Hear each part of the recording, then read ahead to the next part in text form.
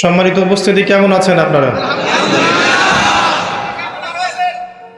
আলহামদুলিল্লাহ আলা কুল্লি হাল ওয়া ফি কুল্লি মাকান। আমরা সবাই এখানে কি উদ্দেশ্যে এসেছি? দিনের জ্ঞান শিখবো, শুনবো, জানবো, আমল করবো, এই তো। যে সময়টুকুতে আলোচনা হবে, অনুরোধ থাকবে আপোষে কথাবার্তা বলবেন না, মোবাইল ফোনগুলোতে ব্যস্ত হবেন না, ছবি তোলা ভিডিও করাতে বেশি ব্যস্ত হবেন না, আলোচনা নূর নষ্ট হয়ে যাবে। আলোচনা দিলের কান দিয়ে শুনবেন, ইসলাহের নিয়তে শুনবেন, আমলের নিয়তে শুনবেন। আল্লাহ পাক বক্তা এবং শ্রোতা সবাইকে জেনে বুঝে আমল করার তৌফিক এনায়েত করুন, আমিন। আজকের লেকচারে আমাদের সমাজের একটা বড় অংশ, আমাদের মা, আমাদের বোন, আমাদের স্ত্রী এবং কন্যা সন্তান, এই বিষয়গুলো আমি কিছুটা হাইলাইট করার চেষ্টা করব ইনশাআল্লাহ তাআলা। অনেক অভিযোগ আমার উপরে মহিলাদের যে লেকচারগুলোর মধ্যে তাদেরকে নিয়ে কথা বেশি বলা হয় না। তো আমি চেষ্টা করব আজকে একটা কনস্ট্রাকটিভ আলোচনা করার জন্য। এর মধ্যে আমাদের সমাজের সবচেয়ে বড় একটা অংশ নারী জাতি, তাদের কিছু বিষয় আমি ফুটিয়ে তোলার চেষ্টা করব ইনশাআল্লাহ তাআলা। ওয়া মা তাওফীকি ইল্লা বিল্লাহ আলাইহি তাওয়াক্কালতু ওয়া ইলাইহি উনীব। আর স্বতন্ত্রভাবে শুধুমাত্র মহিলাদের জন্য আলাদা করে নসিহত করার জায়গা আসলে মাহফিল হয়ে ওঠে না। এর জন্য আলাদা কোনো খুতবায় আমি তাদের পিপাসা মেটানোর চেষ্টা করব ইনশাআল্লাহ আযজা ওয়া জাল। ওয়া মা তাওফীকি ইল্লা বিল্লাহ আলাইহি তাওয়াক্কালতু ওয়া ইলাইহি উনীব। এই কথাগুলো শুধু তাদের জন্য নয়, বরং আমাদের জন্যও। এবং আমি চেষ্টা করব ইনশাআল্লাহ শুরু থেকে শেষ পর্যন্ত পুরো বিষয়টাকে কোরআন এবং সুন্নাহর সাথে বর্তমান প্রেক্ষাপট দিয়ে বিশ্লেষণ করার জন্য। আল্লাহ পাক সবাইকে বোঝার তৌফিক দান করুন, আমাকে বলার তৌফিক দান করুন এবং সর্বাগ্রে আমাকে আমল করার তৌফিক আল্লাহ পাক দান করুন, আমিন। আমরা সৃষ্টির শুরুতে চলে যাই, সেখান থেকে শুরু করি ইনশাআল্লাহ। যদি আমি অন্য লেকচারেও বলেছি, আজকে আবার বলছি যে ইতিহাসের শেষ পৃষ্ঠাটা জানতে হলে আপনাকে শুরুর পৃষ্ঠাটা পড়তে হবে। একটা হিস্ট্রি, ইতিহাসের শেষ পৃষ্ঠা সম্পর্কে আপনার জ্ঞান অর্জন করতে হলে প্রথম পৃষ্ঠাটা পড়া দরকার। এই জন্য আল্লাহ রাব্বুল আলামিন কোরআনের প্রথম সূরা ফাতিহা ঠিক পরেই দেখবেন সূরা বাকারা নাজিল করেছেন এবং এর শুরুর দিকেই ইতিহাসের প্রথম ঘটনাগুলো আল্লাহ পাক বলেছেন। আপনাকে স্টাডি শুরু করতে হবে শুরু থেকে। এক লাফে কেউ গাছে উঠতে পারে? আল্লাহ পাক প্রথম থেকে শুরু করেছেন। আল্লাহ রাব্বুল আলামিন সূরা হাদীদের মধ্যে একটা আয়াত বলেছেন যে হুয়াল আউয়াল ওয়াল আখির ওয়া যাহির ওয়াল বাতিন ওয়া হুয়া বিকুল্লি শাইইন আলিম। আল্লাহ পাকই প্রথম, আল্লাহই শেষ। আল্লাহ পাক প্রকাশ্য, আল্লাহ পাক গোপন, এবং তিনি প্রত্যেকটা বিষয় সম্পর্কে জ্ঞানী। অর্থাৎ এই সৃষ্টির শুরুতে কিচ্ছু ছিল না, শুধু আল্লাহ পাক একাই ছিলেন। পুরো মহাবিশ্ব সৃষ্টির আগে কিছুই ছিল না, শুধু আল্লাহ একা ছিলেন। যদি কারো মধ্যে ওয়াসওয়াসা আসে আল্লাহকে কে সৃষ্টি করেছেন আউযু বিল্লাহ, তাহলে পড়বেন আউযু বিল্লাহি মিনাশ শাইতানির রাজিম, তারপরে পড়বেন আমানতু বিল্লাহি ওয়া রুসুলিহি, তারপরে পড়বেন হুয়াল আউয়াল ওয়াল আখির ওয়া যাহির ওয়াল বাতিন ওয়া হুয়া বিকুল্লি শাইইন আলিম। ইনশাআল্লাহ ওয়াসওয়াসা কেটে যাবে। আর এই ওয়াসওয়াসা সেই প্রজন্মের কাছে বেশি আসে যেই প্রজন্ম চোখ থাকতেও অন্ধ, কলব থাকতে উপলব্ধি করে না, কান থাকতেও শোনে না। যেই প্রজন্ম দীর্ঘদিন পড়াশোনা করেছে, করার পরে নাস্তিক হয়ে গেছে। এবং আমরা আমাদের এই প্রজন্মগুলোকে বড় করছি এমনভাবে যে ছোটবেলা থেকে তাদেরকে এমন আদর্শে গড়ে তুলছি, এমন শিক্ষা দিচ্ছি, এমন পরিবেশে বড় করছি, একটা পর্যায়ে গিয়ে যৌবন বয়সে এরা বলছে আল্লাহ বলতে কেউ নাই, নাউযুবিল্লাহ। তারা বলছে ইসলাম সে যুগে চলতো, এ যুগে চলে না। ইসলামের মৌলিক বিষয়গুলো যারা পালন করে এরা মৌলবাদী, এরা সন্ত্রাসী। ইসলামের পর্দার বিধান ওই যুগে চলতো, এই যুগে চলে না। এটা আধুনিকতার যুগ, এগিয়ে যাওয়ার যুগ। এখনকার জেনারেশন এই কথাগুলো বলছে। 25-30 বছর তারা পড়াশোনা করার পরে অজুর 4টা ফরজ বলতে পারে না, নামাজের আরকান আহকামগুলো বলতে পারে না, যাকাতের নিসাব বলতে পারবে না, রাসূলুল্লাহ সাল্লাল্লাহু আলাইহি ওয়াসাল্লামের সিরাত জীবনী একটা বারও পড়ে দেখেনি। ইভেন তারা কোরআনুল কারীমও বিশুদ্ধ করে পড়তে জানে না। এটা হচ্ছে আমাদের প্রজন্ম। এই প্রজন্ম যদি এদেরকে ইসলাহ এবং সংশোধন করানো না যায়, আল্লাহ এবং তার রাসূলের কাছাকাছি না আনা যায়, দিনের জন্য জীবন দেওয়া অনেক দূরের কথা, দিনের জন্য জীবন দেওয়াটা অনেক দূরের কথা, মানবতার কল্যাণেও তারা কিছু করতে পারবে না। আমার কথা কি বুঝতে পারছেন? দিনের জন্য জীবন, জান, মাল, সময়, শ্রম বিলিয়ে দেওয়ার তো অনেক উঁচু ঈমানের পরিচয়। সাধারণ যে বিষয়গুলো আছে এগুলোতেই তারা পিছিয়ে পড়বে। আল্লাহ পাক একা ছিলেন, আল্লাহকে কেউ সৃষ্টি করেনি। আল্লাহ পাক সবকিছু সৃষ্টি করেছেন। লাম ইয়ালিদ ওয়া লাম ইউলাদ ওয়া লাম ইয়াকুল লাহু কুফুয়ান আহাদ। 3 বার পড়লে এই সূরা আপনি কোরআন খতমের নেকি পাচ্ছেন। বারবার আমি বলি একটা কথা, কোরআন তেলাওয়াত বাড়িয়ে দিন। দৈনিক অন্তত 5টা পৃষ্ঠা 10টা পৃষ্ঠা করে পড়ুন। কোরআনুল কারীমের তেলাওয়াত আপনার জীবনে বারাকা নিয়ে আসবে। আপনার হায়াতে রিজিকের সময় ইনশাল্লাহ বরকত নেমে আসবে।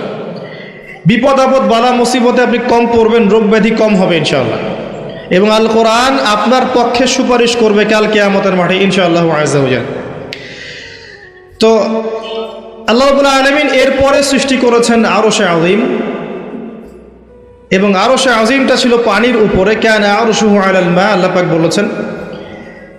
আরশ বহনকারী ফেরেশতাদের বর্ণনা আল্লাহ পাক কোরআনে সূরা হাক্কার মধ্যে দিয়েছেন। 8 জন ফেরেশতা আরশকে বহন করে নিয়ে আসবে। ফেরেশতাদের আকৃতি চিন্তা করুন তাহলে। এখনকার সায়েন্স আপনাকে শিখাবে চোখে যা দেখা যায় তা বিশ্বাস করবেন, পরীক্ষা নিরীক্ষা করে যা সিদ্ধান্তে আসা যায় এটাকে বিশ্বাস করবেন, এর বাইরে জ্ঞানের কোনো অস্তিত্ব নাই। এই কারণেই তারা আল্লাহকে বিশ্বাস করবে না, যেহেতু চাক্ষুষ দেখা যাচ্ছে না। এই কারণেই তারা ফেরেশতাদেরকেও বিশ্বাস করবে না, যেহেতু ফেরেশতাকে আপনি পরীক্ষা করে প্রমাণ করতে পারছেন না। এই কারণেই তারা জিন জাতিকে বিশ্বাস করবে না, কবরের আযাব, পরকালকে বিশ্বাস করবে না, এবং রূহ বা আত্মাকেও বিশ্বাস করবে না। জ্ঞানের এই যে মানদণ্ড নির্ধারণ করা হয়েছে, এটা হচ্ছে একটা শিক্ষা সেক্টরের শির্ক। এখনকার বিশ্বের প্রতিটা সেক্টরেই শির্ক আছে। শিক্ষা, পরিবার, অর্থনীতি, রাজনীতি, জিওপলিটিক্স, প্রতিটা সেক্টরেই শিরক আছে। আপনাকে 2 চোখ দিয়ে দেখতে হবে। খিদির আলাইহিস সালামের মতো, শুধু মূসা আলাইহিস সালামের মতো বাহ্যিক চোখে নয়। কেন নৌকা ফুটা করলেন, কেন বাচ্চাকে হত্যা করলেন, কেন দেয়াল নির্মাণ করলেন, এভাবে নয়, বরং পিছনের কারণ আপনাকে খুঁজতে হবে। নৌকা ফুটা না করলে জলদস্যু নিয়ে যেত। বাচ্চাকে হত্যা না করলে এ বাচ্চা বড় হয়ে কাফের হতো, পিতামাতাকে কাফের বানাতো। দেয়াল নির্মাণ না করলে এর নিচে কি ছিল, কানস বা গুপ্তধন, এটা ওই এতিম বাচ্চারা পেত না। খিদির আলাইহিস সালামের কাছে আল্লাহর আধ্যাত্মিকত্ব ছিল, আল্লাহর নূর দিয়ে তিনি দেখেছেন। এভাবে দেখলে আপনি বুঝবেন সারা ওয়ার্ল্ডের প্রতিটা সেক্টরে এখন করাপশন, দুর্নীতি এবং শিরক আছে, প্রতিটা সেক্টর। এটা হচ্ছে শিক্ষা ক্ষেত্রে শিরক। আপনি জ্ঞানের মানদণ্ড নির্ধারণ করেছেন এমন একটা বিষয়কে, যার মূল বক্তব্য হচ্ছে চাক্ষুষ যেটা আপনি দেখবেন না, পরীক্ষা নিরীক্ষা পর্যবেক্ষণে আপনি সিদ্ধান্তে আসতে পারবেন না, এর কোনো অস্তিত্ব নাই। এই কারণে ঈমানের 6 পিলারের কোনোটাই তারা বিশ্বাস করে না। এই পশ্চিমারা এবং যারা এই শিক্ষা দর্শনটা ছড়িয়ে দিয়েছে সারা বিশ্বে, এরা ঈমানের 6 পিলারের কোনোটাই বিশ্বাস করে না। করে? তারা কি আল্লাহ বিশ্বাস করে? মালায়েকায় বিশ্বাস করে? আসমানি কিতাব সমূহে বিশ্বাস করে? নবী রাসূলগণকে দেখেছে, বিশ্বাস করে? পরকালকে বিশ্বাস করে? তাকদীরকে বিশ্বাস করে? কোনোটাই বিশ্বাস করে না। এটা ঈমানের 6 পিলার, যেটা বিশ্বাস না করলে আমাদের ঈমান থাকে না। আর আমাদেরকে এগুলো শেখানো হয়েছে যে এগুলোর মধ্য দিয়েই আপনি জ্ঞান লাভ করতে পারেন। এটাকে ফিলোসফির ভাষায় বলে, দর্শনের ভাষায় বলে এপিস্টিমোলজি। কি বলে? এপিস্টিমোলজি বা জ্ঞান তত্ত্ব। মনে রাখবেন, এই জ্ঞান তত্ত্ব দিয়ে তারা বিশ্বকে পরিচালনা করছে। এটা আপনার শিক্ষা দর্শনে শিখ। তাদের দৌড় কতটুকু আমি বলে দিচ্ছি, শুধু আপনি জিজ্ঞাসা করবেন যে excuse me, Mr. Science, can you give us the definition of ruh? Science, আপনি কি আমাদেরকে আত্মার সংজ্ঞা দিতে পারবেন? সায়েন্সকে জিজ্ঞাসা করেন, হে বিজ্ঞান, তুমি কি আমাদেরকে আত্মার সংজ্ঞা দিতে পারবে? বিজ্ঞানের দৌড় শেষ। আল্লাহ বলেছেন সূরা বনী ইসরাঈলের মধ্যে, ইয়াসআলুনাকা আনির রূহ, তারা তোমাকে আত্মার সংজ্ঞা জিজ্ঞাসা করে। কারা? ইহুদিরা, যারা মদিনায় ছিল। তারা তোমাকে আত্মার সংজ্ঞা জিজ্ঞাসা করে। কুল রূহ মিন আমরি রব্বি, বলে দাও রূহ আত্মা হচ্ছে তোমার রবের আদেশ মাত্র। ওয়া মা উতিতুম মিনাল ইলমি ইল্লা কলিলা, তোমাদেরকে এ বিষয়ে বেশি জ্ঞান দেয়া হয়নি, সামান্য জ্ঞান দেয়া হয়েছে। আপনি জিজ্ঞাসা করবেন মেডিকেল সায়েন্সকে বা সায়েন্টিফিক রেভলিউশনকে, আত্মার সংজ্ঞা কি দিতে পারবে না। যে আত্মার সংজ্ঞা দিতে পারবে না, স্বপ্নের ব্যাখ্যা দিতে পারবে না, ঘুমের সংজ্ঞা দিতে পারে না, যে পরকালের প্রতিটা স্টেজ, কবরের আযাব, মালায়েকা, জান্নাত, জাহান্নাম, মিজান, পুলসিরাত, আমল নামা ছুড়ে দেয়া, তাকদীর, এগুলোর ব্যাখ্যা করতে পারে না, সংজ্ঞা দিতে পারে না, তাকে আপনি জ্ঞানের একমাত্র মানদণ্ড কেমন করে ভাবছেন? যখন আপনি তাকে জ্ঞানের চূড়ান্ত মানদণ্ড ভাবছেন, তখন আপনি শিরক করছেন। এটা জ্ঞানের একটা শাখা হতে পারে, জ্ঞানের চূড়ান্ত মানদণ্ড নয়। সে যা বলবে সেটাই সত্য, যা মিথ্যা বলবে মিথ্যা, এটা চূড়ান্ত নয়। বরং আল্লাহ যেটা বলবেন সেটাই সত্য, রাসূল যেটা বলবেন সেটাই সত্য। আর এই কনসেপ্টটাকে তারা নাম দিয়ে দিবে মৌলবাদী দর্শন। কথা কি বুঝতে পারছেন? আল্লাহ পাক কোরআনে বলেছেন সূরা বাকারা, ওয়া কুলিল হাক্কু মির রাব্বিকুম ফালা তাকুনান্না মিনাল মুমতারিন, হক বা সত্য তোমার রবের পক্ষ থেকে আসে, তুমি সন্দেহবাদীদের অন্তর্ভুক্ত হইও না। সূরা কাহফ 29 নম্বর আয়াতে আল্লাহ পাক বলেছেন, ওয়া কুলিল হাক্কু মির রাব্বিকুম ফামান শাআ ফালইউমিন ওয়া মান শাআ ফালইয়াকফুর, হক বা সত্য সেটাই যা তোমার রবের পক্ষ থেকে নাজিল হয়। যার ইচ্ছা হয় সে ঈমান নিয়ে আসুক, যার ইচ্ছা হয় সে অস্বীকার করুক। আমার কথা কি বুঝতে পারছেন? সত্য, জ্ঞান, ন্যায় অন্যায়ের মানদণ্ড, হক বাতিলের মানদণ্ড কার পক্ষ থেকে আসে? নাকি মানুষের মাথা থেকে বের হয়? যে কোনো জ্ঞান, জ্ঞানের যে কোনো শাখা যদি কোরআন এবং সুন্নাহর সাথে মিলে যায়, মানতে কোনো আপত্তি আছে? কোনো আপত্তি আছে? কোনো আপত্তি নাই। কিন্তু জ্ঞানের কোনো শাখা, কোনো তত্ত্ব, কোনো উপাত্ত, কোনো যুক্তি, কোনো দর্শন, কোনো বিজ্ঞান যদি কোরআন এবং সুন্নাহর সাথে না মিলে যায়, আপনি কি মানতে বাধ্য? আপনি কি মানতে বাধ্য? এটা না মানাটাই আপনার জন্য তখন ফরজ। কথা বুঝতে পারছেন? এবার আসেন, আল্লাহ পাক আরশে আজিম সৃষ্টি করেছেন। এই আরশে আজিমের নিচে আল্লাহ পাক 7 শ্রেণীর মানুষকে কিয়ামতের মাঠে ছায়া দিবেন। কয় শ্রেণী? কয় শ্রেণী? এটা মুখস্থ করবেন, 7 শ্রেণীর মানুষ। 1 নাম্বার হচ্ছে ন্যায়পরায়ণ শাসক। 1 নাম্বার কে? যত মানুষকে আল্লাহ পাক আজকে শাসন ক্ষমতা দিয়েছেন, ছোট ক্ষেত্র থেকে বড় পর্যন্ত, তাদের সবার সামনে 2টা গন্তব্য অপেক্ষা করছে। কয়টা? এর বাইরে কোনো গন্তব্য নাই তাদের জন্য। যে যাকে আল্লাহ পাক যে দায়িত্ব দিয়েছেন, একদম ছোট থেকে শুরু করে, একদম ছোট লেভেল থেকে শুরু করে উঁচু লেভেল পর্যন্ত যাদেরকে আল্লাহ পাক শাসন ক্ষমতা দিয়েছেন, তাদের সামনে 2টা গন্তব্য অপেক্ষা করছে। একটা হচ্ছে তারা ন্যায়পরায়ণ হলে আরশে আজিমের ছায়ায় ছায়া পাবে ইনশাআল্লাহ। যেমন ওমর ইবনুল খাত্তাব, তিনি কি আমিরুল মুমিনিন ছিলেন না? তিনি আরশে আজিমের ছায়ায় ছায়া পাবেন ইনশাআল্লাহ তাআলা। যুলকারনাইন নাম শুনেছেন? কোন সূরায় আছে? কোন সূরায় আছে? আমি তো এমনি এমনি রাগ হই না, মাঝে মাঝে একটু একটু রাগ হই। আল কোরআনের আলো ঘরে ঘরে জ্বালতে হবে, শুধু স্লোগান দিয়ে নয়, চর্চার মাধ্যমে। কোরআনের আলো ঘরে ঘরে এমনি এমনি জ্বলবে না, প্রত্যেক ঘরে ঘরে আগে কোরআনওয়ালা মানুষ তৈরি করেন। এটা খুব কমন একটা প্রশ্ন। যুলকারনাইন আলাইহিস সালামের ঘটনা সূরা কাহফে আছে, খুব কমন প্রশ্ন, সবাই মোটামুটি জানে যারা একবার কোরআন ঘাটাঘাটি করে দেখেছে। কিন্তু আমাদের বেশিরভাগ মানুষ দেখবেন বলতে পারবে না। তাহলে কোরআনের আলো কি ঘরে ঘরে জ্বলেছে? স্লোগান দিয়ে জ্বলবে?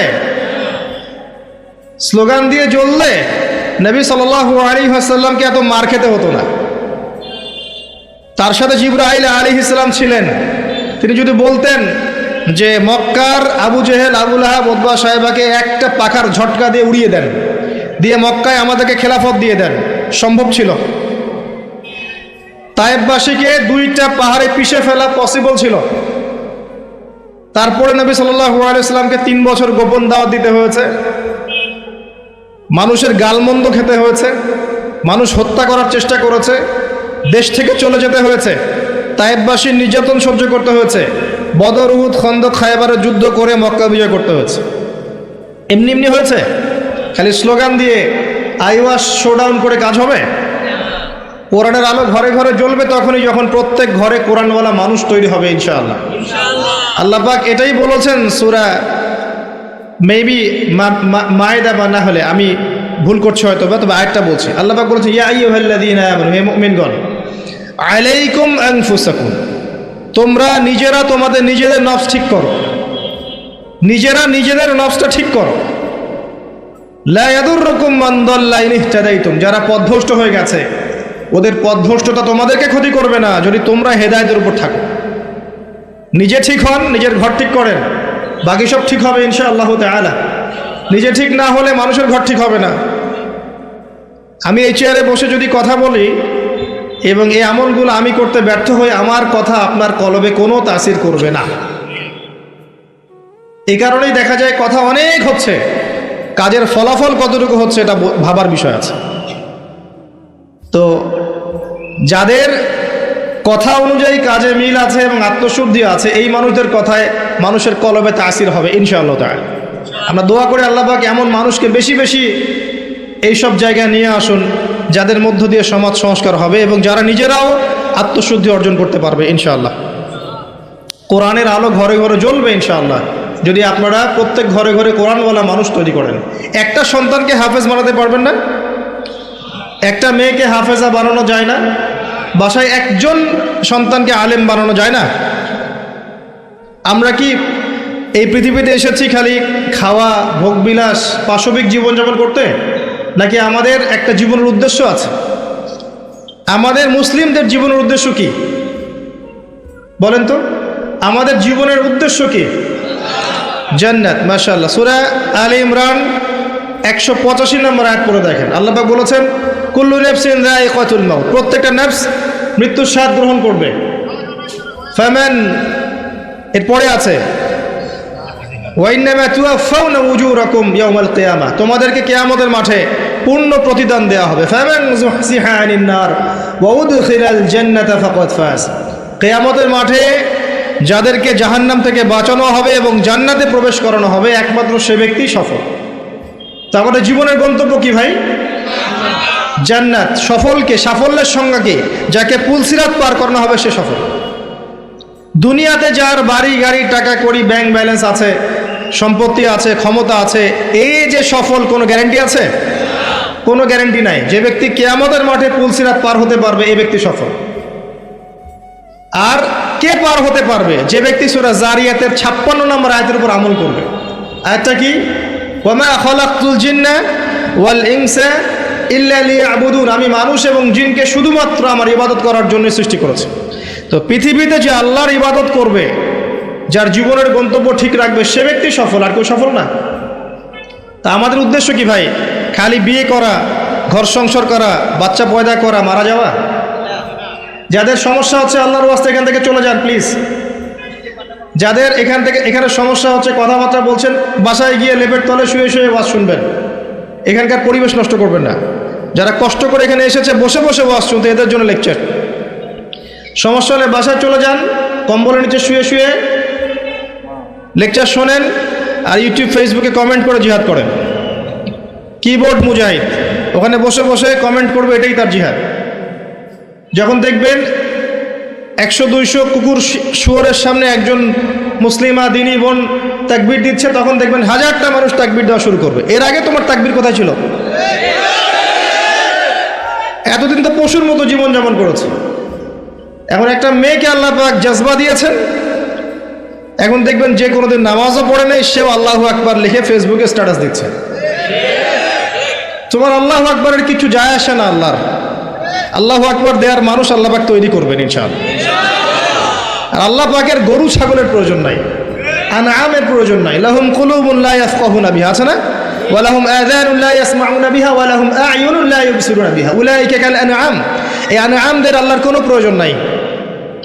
আল্লাহ পাক তার দিনকে বিজয় করার জন্য আল্লাহর মুখলেস বান্দা তৈরি করবেন ইনশাআল্লাহ। একজন সরে যাবে 10 জন আসবে, 10 জন সরে যাবে 100 জন আসবে। ছেলে থাকবে না মেয়ে আসবে, এই প্রজন্ম থাকবে না নতুন প্রজন্ম আসবে। আল্লাহ পাক এই দিনটাকে প্রতিষ্ঠা করবেন ইনশাআল্লাহ, এ বিষয়ে কোনো সন্দেহ নাই, সন্দেহের কোনো অবকাশই নাই। যদি আমরা দায়িত্ব পালন না করি, ইয়াস্তাবদিল কওমান গায়রাকুম, অন্য কওমকে আল্লাহ পাক স্থলাভিষিক্ত করবেন, সুম্মা লা ইয়াকুনু আমসালাকুম, তারা তোমাদের মতো অপদার্থ হবে না। আল্লাহর কিচ্ছু যায় আসে না আপনাকে আমাকে, জানেন? এই যে আমরা বেঁচে আছি, দুনিয়ার বোঝা হয়ে বেঁচে আছি আমরা, পৃথিবীর বোঝা, এই উম্মতের বোঝা, আবর্জনা। আমরা প্রত্যেকেই, আমি নিজেকেও বলছি, আমরা উম্মার আবর্জনা। আমরা যদি উম্মার কিছু হতাম, আমাদের দ্বারা উম্মা বিজয় লাভ করত। আমাদের টার্গেট এখন একটা, দুনিয়া। আমাদের টার্গেট দুনিয়া, ভোগবিলাস, খাওয়া দাওয়া, ব্যাংক ব্যালেন্স, টাকা পয়সা, বাড়ি গাড়ি, স্ত্রী সন্তান, এতটুকু। মাঝে মাঝে আমরা জুমার নামাজে আসি, ঈদের নামাজ পড়ি, রমজান মাসে রোজা না রাখলেও তারাবিতে আসি, জাকাত দেই কি না দেই, সদকা একটু করি, বছর বছর হজ উমরা করি, টুপি লাগাই, দাড়ি লাগাই, ব্যাস ভোটের সিজন আসলে আবার ওইটা দিয়ে ভোট চাই। এই হলো আমাদের চরিত্র। এখন আমাদের আল্লাহর কোনো প্রয়োজন নাই। আল্লাহ পাক বলেছেন, ইন তানসুরুল্লাহ ইয়ানসুরুকুম, তোমরা যদি আল্লাহকে সাহায্য করো তখন আল্লাহ তোমাদেরকে সাহায্য করবেন। ইন্নাল্লাহা লা ইউগাইয়িরু মা বিকওমিন হাত্তা ইউগাইয়িরু মা বিআনফুসিহিম, কোন কওমের অবস্থা আল্লাহ পাক ততক্ষণ ঠিক করেন না যতক্ষণ ওই কওম তাদের অবস্থা সংশোধন করছে না। আলাইকুম আনফুসাকুম, নিজের নফস ঠিক করো, নিজে ঠিক হও। বেসিক জিনিস ঠিক নাই তো আমাদের। বড় বড় চিন্তা করছেন, বেসিকটা ঠিক নাই তো। দেখবেন ম্যাক্সিমাম মানুষ নামাজ পড়ছে না, ম্যাক্সিমাম মানুষ কোরআন পড়তে জানে না। বেশিরভাগ বোন আমাদের বেহায়াপনা, বেপর্দায় চলছে। ম্যাক্সিমামের রিজিক হারাম, জানেন? ম্যাক্সিমাম রিজিক হারাম, সুদ আর ঘুষ আর জেনা, এই যে দুর্নীতি, করাপশন দিয়ে ভর্তি। আল্লাহর ওয়াস্তে সত্য কথা বলতে শেখেন, নিজের নফসের সাথে সত্য বলেন যে আসলেই আমার রিজিকটা কতটুকু হালাল। সুদবিহীন মানুষ খুঁজে পাওয়া দুষ্কর এখন। সুদ খায় না বা সুদ দেয় না বা সুদের সাক্ষী থাকে না বা লিখে রাখে না বা লোন নেয়নি, এরকম মানুষের সংখ্যা খুব কম। দুই একটা হাতে গোনা পাবেন কিনা আল্লাহ ভালো জানে। একটা গ্রামে যাবেন, প্রত্যন্ত গ্রাম, সেখানে দেখবেন 10টা সুদী এনজিও পড়ে আছে। রিজিক আমাদের হারাম। ম্যাক্সিমাম পরিবারকে গিয়ে দেখেন, পরিবারের মধ্যে পর্দা থাকবে না। ম্যাক্সিমাম পরিবার দেখেন বস্তুবাদী, খালি দুনিয়ার পিছনে ছুটছে। সাংস্কৃতিক অঙ্গনে গিয়ে দেখেন, অপসংস্কৃতিতে ভর্তি হয়ে গেছে। যুবকদের দিকে তাকায় দেখেন, ম্যাক্সিমাম মেজরিটি সংখ্যক মাদকের সাথে সম্পৃক্ত। আপনি দেখবেন হয় মাদক, নাহলে গার্লফ্রেন্ড, নাহলে হয়তো গেমস অ্যান্ড স্পোর্টস, নাহলে দেখবেন আপনি মুভিজ দেখছে, পর্নোগ্রাফি দেখছে, হয়তো আড্ডাবাজি করে, গুন্ডা মাস্তানি করে সময় নষ্ট করছে। কোনো জীবনের কোনো উদ্দেশ্যই নাই। মানে জীবনযাপন এমনভাবে করছে মানে ও কখনো মরবেই না। মানে ও পরকালের ফিকির তো দূরের কথা, নামাজে ডাকবেন বলবেন প্যান নষ্ট, আমি যাইতে পারি না। ইল্লা মাশাআল্লাহ, এর বাইরে আল্লাহ পাক কিছু মানুষকে তৈরি করেছেন, করবেন এবং করছেন, যাদের জীবনের উদ্দেশ্য জান্নাত, যারা তাওহীদের সাথে শিরককে আপোস করবে না, যারা সুন্নতে থাকবে, বেদাত করবে না, যারা হালাল খাবে, হারামে যাবে না, পরিবারকে ঠিক করে পর্দায় রাখবে, দিনের জ্ঞান অর্জন করবে, প্রচার প্রসার করবে, আগামী প্রজন্ম তৈরি করবে, এবং যাদের মধ্যে আল্লাহর দ্বীনকে প্রতিষ্ঠা করার মুজাহাদা থাকবে। এমন মানুষ আছে, ছিল, ভবিষ্যতে আসবে, তাদের সংখ্যা নিতান্তই কম হবে। কিন্তু তাদের জন্য একটা সুসংবাদ আছে, সেটা হচ্ছে কাম মিন ফিআতিন কালিলা গালাবাত ফিআতান কাসীরা বিইذنিল্লাহ। আল্লাহ পাক বলেছেন, কত ছোট ছোট সম্প্রদায় ছিল যারা বড় বড় কওমের উপর বিজয় লাভ করেছে। আগামীতে যখন ইসলামের বিজয় হবে সারা বিশ্বব্যাপী, তখন দেখবেন মুসলিমদের সংখ্যা খুব কম থাকবে। আল্লাহ পাক সব গরু ছাগলগুলোকে শেষ করে ফেলবেন। কিভাবে?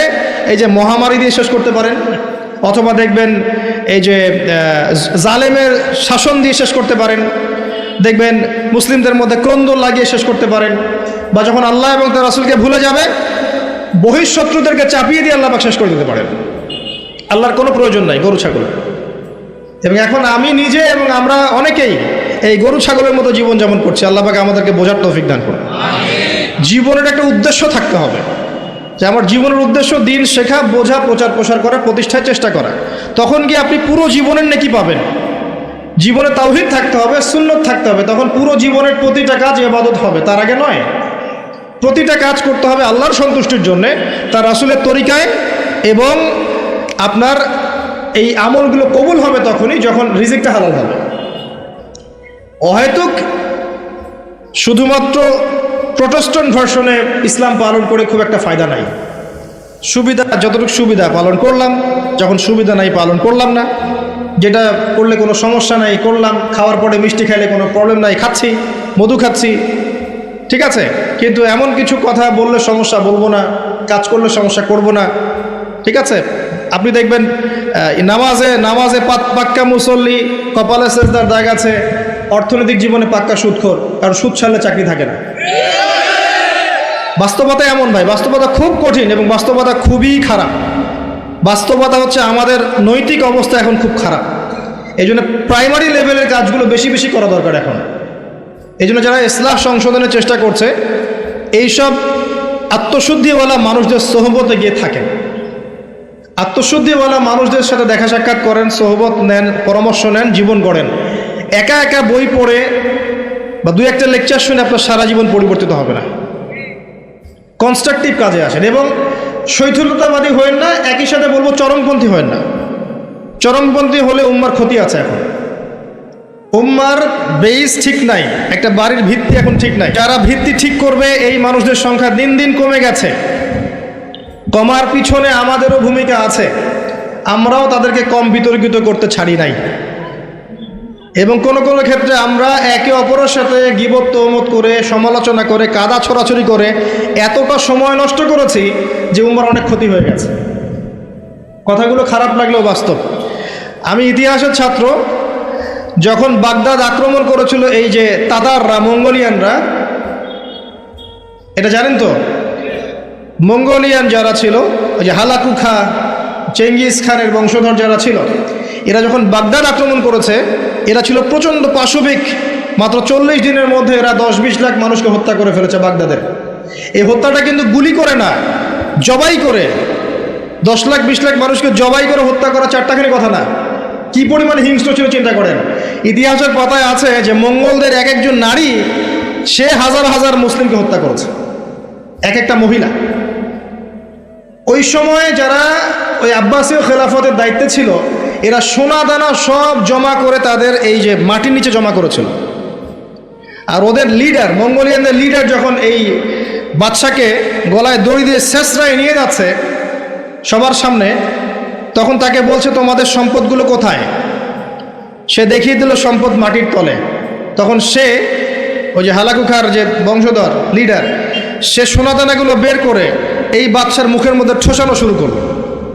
খা, খিদা লেগেছে, পানির পিপাসা লেগেছে, তখন তাকে সোনা খাওয়াচ্ছে, রূপা খাওয়াচ্ছে, খা। তো সে বলছে আমি কি খাবো, সোনা রূপা তো খাওয়ার জিনিস নয়। তখন ওই মঙ্গল কমান্ডার বলছে এই সোনাদানাগুলো জমায় না রেখে জনগণের কল্যাণে ব্যয় করতে, এই জনগণ তোমাকে আজকে বাঁচাতে আসতো। ওরা বুঝতে পেরেছিল। কথা বুঝতে পারছেন? যে পয়েন্টে কথা বলতে যাচ্ছি সেটা হচ্ছে ওই সময়ও কিছু কিছু মুসলিম যখন তারা আক্রমণ করেছে, তখন কিছু কিছু মুসলিম আপোসে বাহাস করছিল, বাহাস, একে অপরের সমালোচনা, ডিবেট, যেটা আমরা এখন বেশি করতে চাই, যে কাকড়ার গোশত খাওয়া হালাল না হারাম, এইটা নিয়ে তারা বাহাসে পড়েছিল। চিংড়ি খাওয়া হালাল না হারাম, এটা নিয়ে বাহাসে ছিল।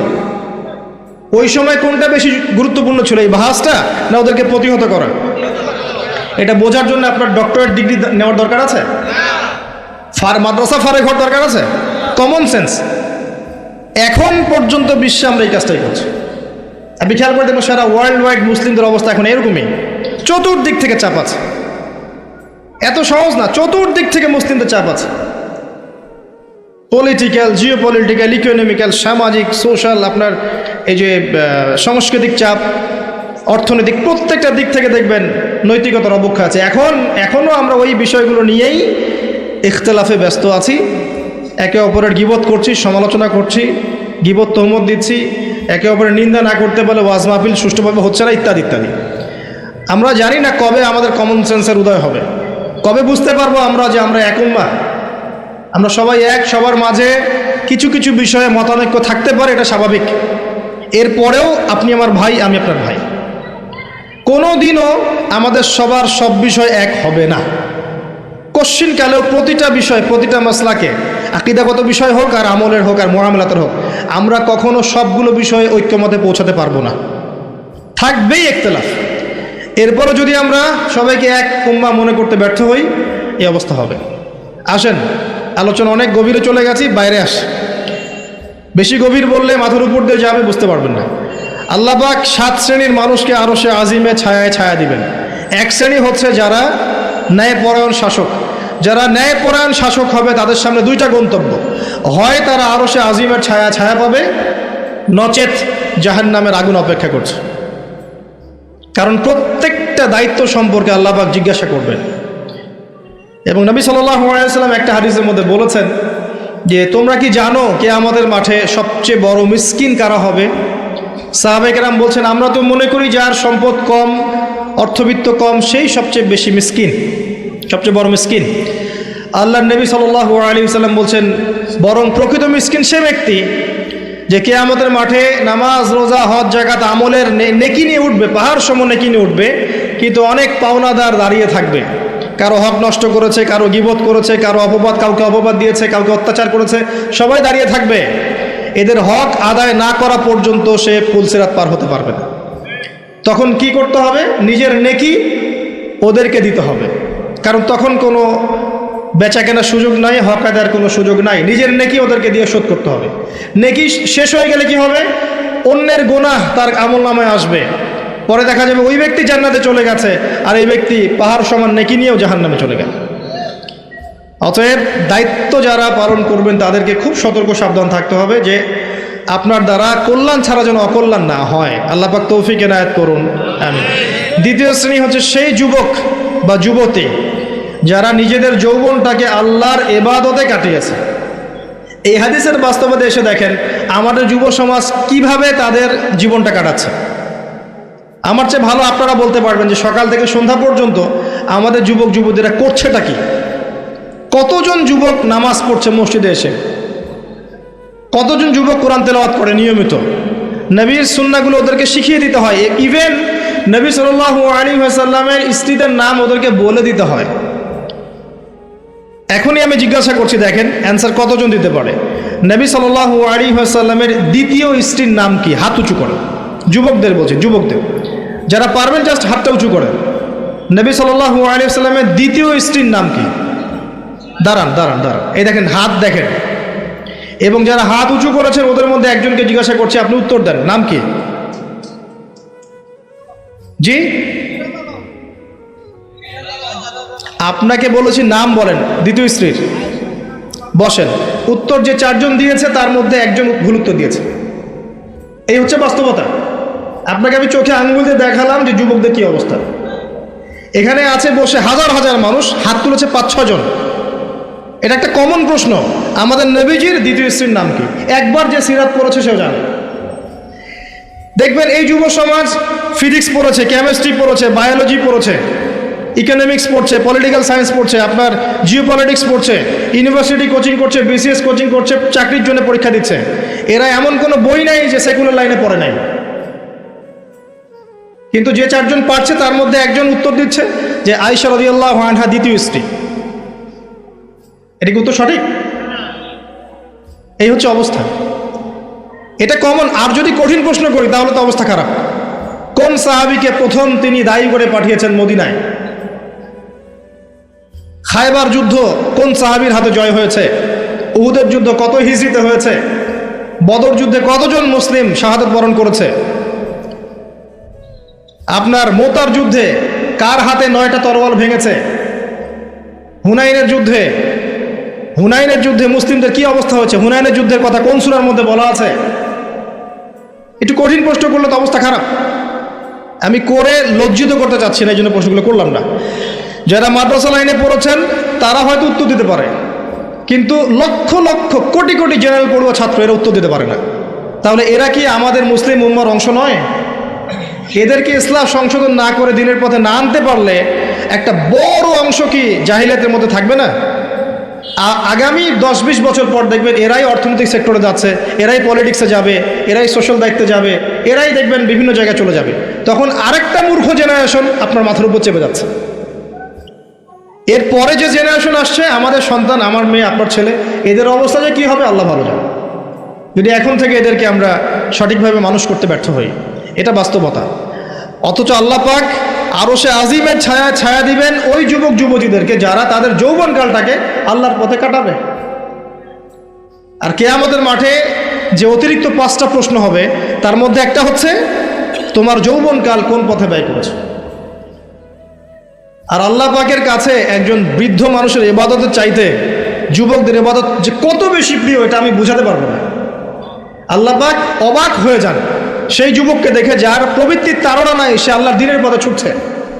এই যুবককে দেখে আল্লাহ পাক অবাক হয়ে যান এবং তার দোয়া যেভাবে কবুল হবে, একজন মানুষ যার পা কবরে অলরেডি চলে গেছে তার দোয়া কি সেভাবে কবুল হবে? দুজনের ইবাদত সমান। এই বয়সে আপনি অনেক কিছু করতে পারেন।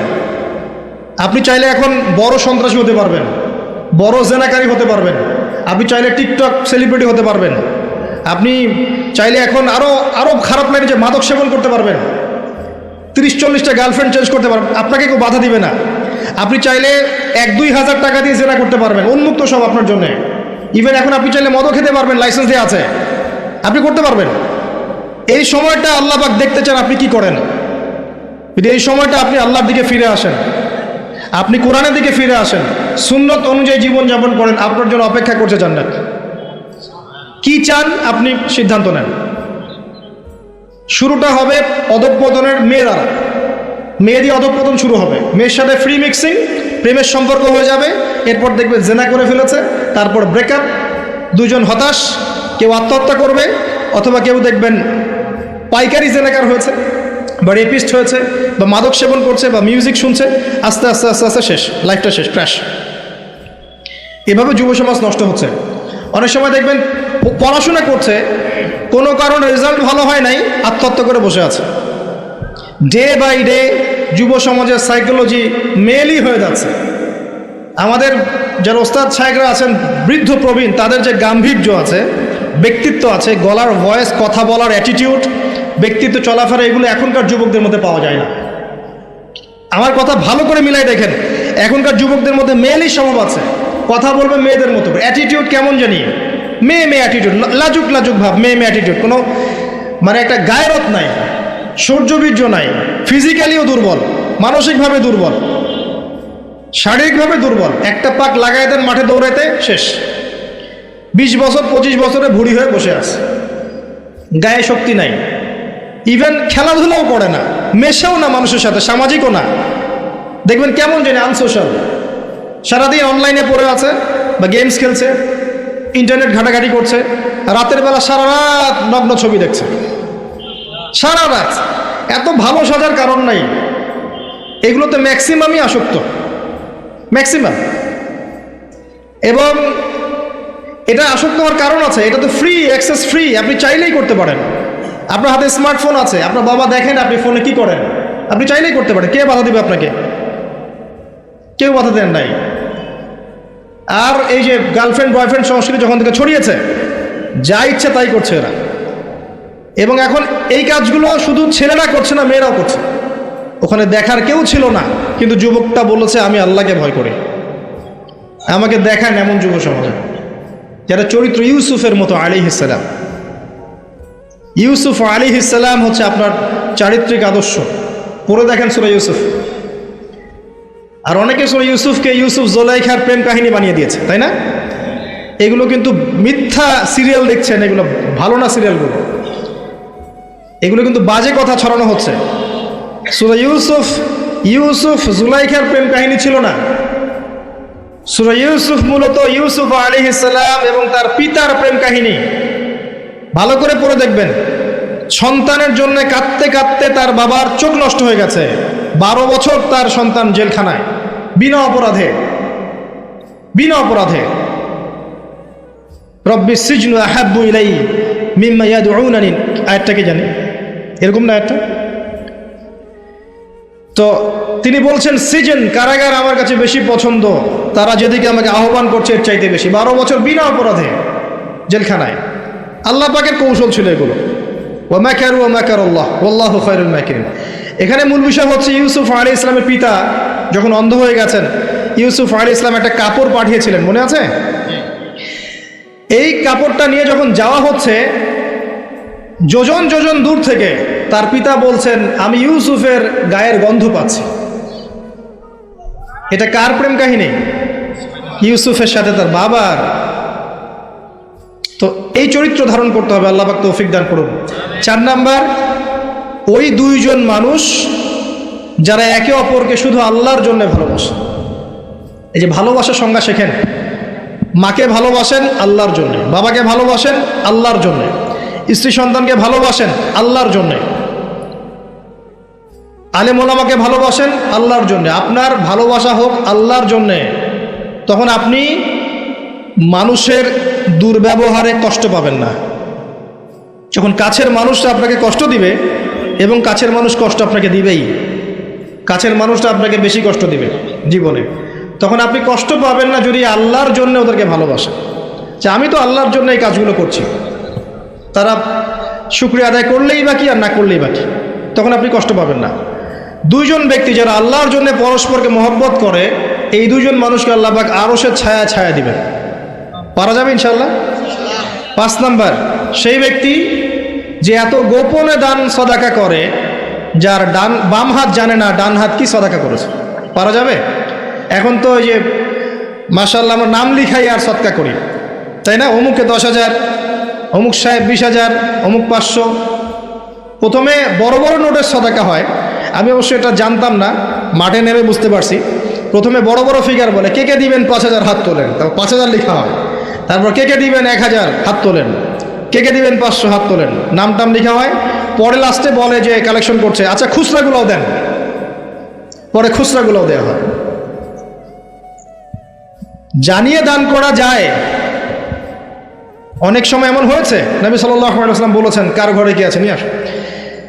রিয়া চলে আসতে পারে মনের মধ্যে, যে আমি 10,000 দিয়েছি, মানুষ আমার নাম জানলো। রিয়া আসতে সময় লাগে না, কেমন করে আসে? আল্লাহর নবী বলেছেন সাল্লাল্লাহু আলাইহি ওয়াসাল্লাম, অন্ধকার রাতে কালো পাথরের উপরে কালো পিঁপড়া হেঁটে গেলে যেমন বোঝা যায় না, রিয়া এমনভাবে আপনার কলবে আসতে পারে। কিভাবে ঠেকাবেন আপনি? আপনি বুঝতেই পারবেন না। এই যে আপনারা সেলফি তুলতে চান, ছবি তুলতে চান, ভালোবাসেন, আমি জানি ভালোবাসেন, ভালোবাসার অতিরিক্ততা প্রদর্শন করতে চান, একটাই ভয় করি, সেটা হচ্ছে রিয়া। রিয়া বা অহংকার যদি পেয়ে বসে, তার দ্বারা দিনের কোনো খেদমত সম্ভব না। আলেমদেরকে নিয়ে, বক্তাদেরকে নিয়ে, দায়ীদেরকে নিয়ে, আল্লাহর পথের যারা মুজাহিদা করে, এদেরকে নিয়ে অতিরিক্ত মাত্রায় বাড়াবাড়ি করবেন না। আল্লাহর ওয়াস্তে অতিরিক্ত মাত্রায় বাড়াবাড়ি করবেন না। যত বেশি করবেন তত তাদের প্রতি মানুষের চোখ লাগবে, এবং চোখ লাগা সত্য, তত তাদের ভিতরে রিয়া আসতে পারে, অহংকার আসতে পারে। কারণ আমরা অত্যন্ত দুর্বল ইমানের মানুষ। আমরা যারা এই যুগে বসবাস করছি, সবাই খুবই দুর্বল ইমানের মানুষ। এই জন্য রিয়া অহংকারের সুযোগ দিয়েন না। মুসাফা করেন, ওকে ফাইন, ছবি টবির সংস্কৃতি বাদ দিয়ে দেন, আমি বারবার নিষেধ করি, তারপরেও আপনার এই কাজগুলো করেন। এতে কোনো ফায়দা নাই, ক্ষতি ছাড়া কোনো উপকার নাই, ক্ষতি ছাড়া কোনো উপকার নাই। এমনকি বিনা কারণে যারা চিত্র অঙ্কন করে বা ছবি তৈরি করে, এদেরকে শাস্তি দেওয়া হবে। হাদিস আছে, ওলামায়ে কেরামকে জিজ্ঞাসা করেন, প্রাণ সঞ্চার করতে বলা হবে, যে এর মধ্যে প্রাণ ঢুকা। এটা আমাদের সংস্কৃতি না তো। মূর্তি, ছবি, ভাস্কর্য বা যে উপাসনাগুলো করা, এগুলো আমাদের সংস্কৃতি নয়, এগুলো অন্য কালচার থেকে এসেছে। আমাদের সংস্কৃতি হচ্ছে আমল গোপন করে ফেলা, নিজেকে হাইড করা, গোপন করে রাখা। আল্লাহ পাক বোঝার তৌফিক দেখ তরুণ প্রজন্মকে। মনে কষ্ট নিবেন না, এটা বাস্তবতা। এগুলো করলে আমাদের মনের মধ্যে রিয়া অহংকার চলে আসে। আল্লাহর ওয়াস্তে আমাদেরকে মুখলেসভাবে দিনের পথে কাজ করতে দেন। শান্ত থাকেন, এত আবেগী হয়েন না, এত অতি উৎসাহী হয়েন না, শান্ত থাকেন, রিল্যাক্স থাকেন। দিনের বিজয় একদিনে এক তাকবীরে হবে না, একদিনে দিনের বিজয় হবে না। আস্তে আস্তে আস্তে আস্তে দিন এগিয়ে যাবে ইনশাআল্লাহ। আল্লাহ পাকের একটা সুন্নাহ, আল্লাহ পাকের একটা চিরন্তন সুন্নাহ হচ্ছে, হুটহাট কিছু আল্লাহ পাক করেন না। দিন থেকে রাত হয় কি ধাপ করে হয়? আস্তে আস্তে আস্তে আস্তে রাত হয়। খেয়াল করে দেখেছেন? তারপরে যখন দিন হবে, রাত আস্তে আস্তে কেটে যাবে, দিন আস্তে আস্তে আসবে। ধাপ করে সূর্যোদয় হয়? হয় না। এটা আল্লাহর সুন্নাহ, একবারে কিছু হয় না। আপনি অসুস্থ হয়েছেন দেখবেন আস্তে আস্তে সুস্থ হবেন, খেয়াল করে দেখেন। আবার আপনি আস্তে আস্তে অসুস্থ হবেন, ধাপ করে হবেন না।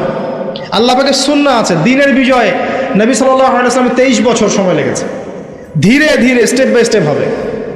অতএব অতি উৎসাহী হয়েন না, অতি আবেগী হয়েন না, কনস্ট্রাকটিভ কাজ করেন, মাথা ঠান্ডা রাখেন, অতি আবেগী হয়েন না, রিল্যাক্স থাকেন, আস্তে আস্তে দিনের কাজ করেন, ইনশাআল্লাহ দিন এগিয়ে যাবে ইনশাআল্লাহ। বেশি বেশি মানুষকে দেখাতে যায়েন না। আমার কথা শোনেন, আজকে বাংলাদেশে কয়জন কাদিয়ানি হয়েছে, কয়জন খ্রিস্টান হয়েছে আপনি কি জেনেছেন? যারা করেছে ওরা কি ফেসবুকে স্ট্যাটাস দিয়েছে, ছবি দিয়েছে, আজকে অমুককে খ্রিস্টান বানালাম দেখেন, দিয়েছে? যদি দিত তাদের কাজে তারা এখন সফল হতো না। যদি ওরা শুরু থেকে এই কাজগুলো করতো তাদের কাজে তারা এত সফল হতো না। এখন দেখবেন কয়দিন পর কাদিয়ানীদের কনফারেন্স হবে, দেখে নিয়েন। কয়দিন পর দেখবেন যারা খ্রিস্টান হচ্ছে তারা প্রকাশ্যে সমাবেশ করবে, প্রকাশ্যে মানুষ শিয়া হয়ে যাচ্ছে, কত কি হয়ে যাচ্ছে আপনার খবরই নাই। প্রত্যন্ত অঞ্চলগুলো ঘুরে আসে দেখেন, এগুলো দিয়ে ভর্তি হয়ে গেছে। গলায় যে রশি এটা অলরেডি পরিয়ে টান দেওয়া শেষ, আর আমরা পরে আছি শোডাউন নিয়ে, ছবি তোলা, আপলোড দেওয়া, ভিডিও করা, এই করা। আমরা এত আবেগী কেন ভাই? যারা প্র্যাকটিক্যালি কাজ করছে ওরা এত আবেগ দিয়ে কাজ করছে না, প্র্যাকটিক্যালি কাজ করছে। দেখেন মাঠে ময়দানে কাজ করে শেষ করে ফেলছে। বিশ্বাস হচ্ছে না কথা? আপনি উত্তরবঙ্গ ঘুরে আসেন, গিয়ে দেখেন, পার্বত্য অঞ্চল ঘুরে আসেন, দেখেন। আর আমরা পড়ে আছি আইওয়া শোডাউনে। একটা লেকচার দিলে মনে হয় যে সারা জগতের মানুষকে জানাতে না পারলে ভালো লাগে না। গাড়ির থেকে নামবো, সারা দেশের মানুষ দেখুক আমি গাড়ি থেকে নামছি, ঠিক আছে? একজন ভাইকে পেয়েছি, সেলফি ফেসবুক তুলে, মানে একাকার অবস্থা, দেখুক সারা দেশের মানুষ যে উনি এসেছে স্টেজে। এতে করে উম্মার উপকার যতটুকু না করলেন, ক্ষতি করে ফেলেছেন। এটা আপনারা বুঝতে পারছেন না। যাই হোক, আমি আশাও ছেড়ে দিয়েছি অনেক অংশে যে আপনারা বুঝবেন। বিশ্বাস করেন, মন থেকে অনেকটা আশাও ছেড়ে দিয়েছি যে আপনারা বুঝবেন। মাঝে মাঝে অবস্থা আমার এমন হয়ে যাচ্ছে। তারপরে দোয়া করি আল্লাহ পাক সবার মধ্যে সদ্বুদ্ধির উদ্ভব ঘটাক, আপনাদেরকে স্মার্ট মুসলিম হওয়ার তৌফিক দান করুন। ভিতরে ভিতরে আপনি আত্মশুদ্ধি অর্জন করেন, ব্যক্তি জীবনটা শুদ্ধ করেন, পরিবার ঠিক করেন, পড়াশোনা করেন, হালাল রিজিকের দিকে ফোকাস করেন, আলেম ওলামা সোহবতে যান, দিন শেখান, চর্চা করেন, প্রচার করেন। আস্তে আস্তে দিন আগামী ইনশাআল্লাহ তাআলা। আল্লাহ পাক কি বলেছেন? ইউরিদুনা লিইউতফিউ নূরাল্লাহ, তারা চায় আল্লাহর নূরকে। আল্লাহর নূর মানে এখানে ইসলাম, একে মুখের ফুৎকার দিয়ে নিভিয়ে ফেলতে। কিন্তু আল্লাহু ইউতিম্মু নূরাহু ওয়ালাউ কারিহাল কাফিরুন, আল্লাহ পাক তার নূরকে প্রজ্বলিত করবেন যদিও কাফেররা তা পছন্দ করবে না। হুয়াল্লাযী আরসালা রাসূলাহু বিল হুদা ওয়া দীনিল হক লিইয়ুযহিরাহু আলা দীনি কুল্লিহি, তিনি সে আল্লাহ যিনি তার রাসূলকে পাঠিয়েছেন দ্বীনে হক সহ এবং হেদায়েত সহ, যাতে করে ইসলাম অন্য সমস্ত দ্বীনের উপর বিজয়ী হতে পারে। ওয়ালাউ কারিহাল মুশরিকুন, যদিও মুশরিকরা এটা পছন্দ করবে না। এটা আল্লাহ পাক করবেন। কখন করবেন? যখন আপনি আপনার কাজ দায়িত্ব পালন করুন। ইন তানসুরুল্লাহ ইয়ানসুরকুম। আর যদি আমরা আল্লাহকে ভুলে যাই, নাসুল্লাহ ফানাসিয়াহুম, আমরা ভুলে গেলে আল্লাহও ভুলে যাবেন। আল্লাহ তো ওয়াদা করেছেন যে আনতুমুল আলাউনা ইন কুনতুম মুমিনিন, তোমরা যদি মুমিন হতে পারো আল্লাহ তোমাদেরকে বিজয় দিবেন। ওয়ালা তাহিনু ওয়ালা তাহজানু, হীনবল হয় না, দুশ্চিন্তাও করো না। আল্লাহ তো ওয়াদা করেছেন। দুই ব্যক্তি নিজে পরস্পরকে আল্লাহর সন্তুষ্টির জন্য ভালোবাসে, আরো সে আজিমা ছায়া পাবে। গোপনে দান খয়রাত করে, আরো সে আজিমা ছায়া পাবে। 6 নম্বর কে? 6 নম্বর কে?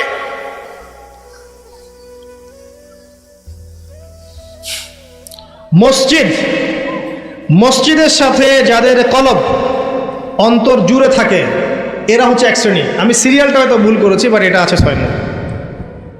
1 নম্বর বলছি ন্যায়পরায়ণ বাদশাহ। 2 নম্বর যুবক, যার যৌবনকালটা আল্লাহর পথে সে কাটিয়ে দিয়েছে।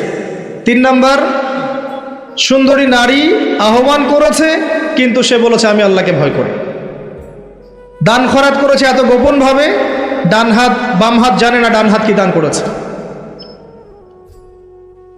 একটা মিস করেছি মাঝখানে, সেটা হচ্ছে এমন শ্রেণীর মানুষ যাদের হৃদয় বা কলব মসজিদের সাথে ঝুলন্ত থাকে। মানে এক ওয়াক্ত নামাজ পড়ে এসেছে, পরের ওয়াক্তে যাওয়ার জন্য মনটা ব্যাকুল থাকে। এমন 5 ওয়াক্ত নামাজের সংখ্যা আমাকে দেখেন কতজন, এবং যারা পড়ছি তারাও নামাজ বুঝে পড়ছে কিনা, নামাজে দিল লাগে কিনা, নামাজ পড়ে তৃপ্তি হচ্ছে কিনা, নামাজ পড়েও হারাম ছাড়তে পারছে কিনা, এগুলো খেয়াল করেন। ফজর এশায় কয়জন আসছে খেয়াল করেন। এগুলো ইম্পর্টেন্ট জিনিস, বেসিক জিনিস। আরেকটা হচ্ছে 7 নাম্বার, যে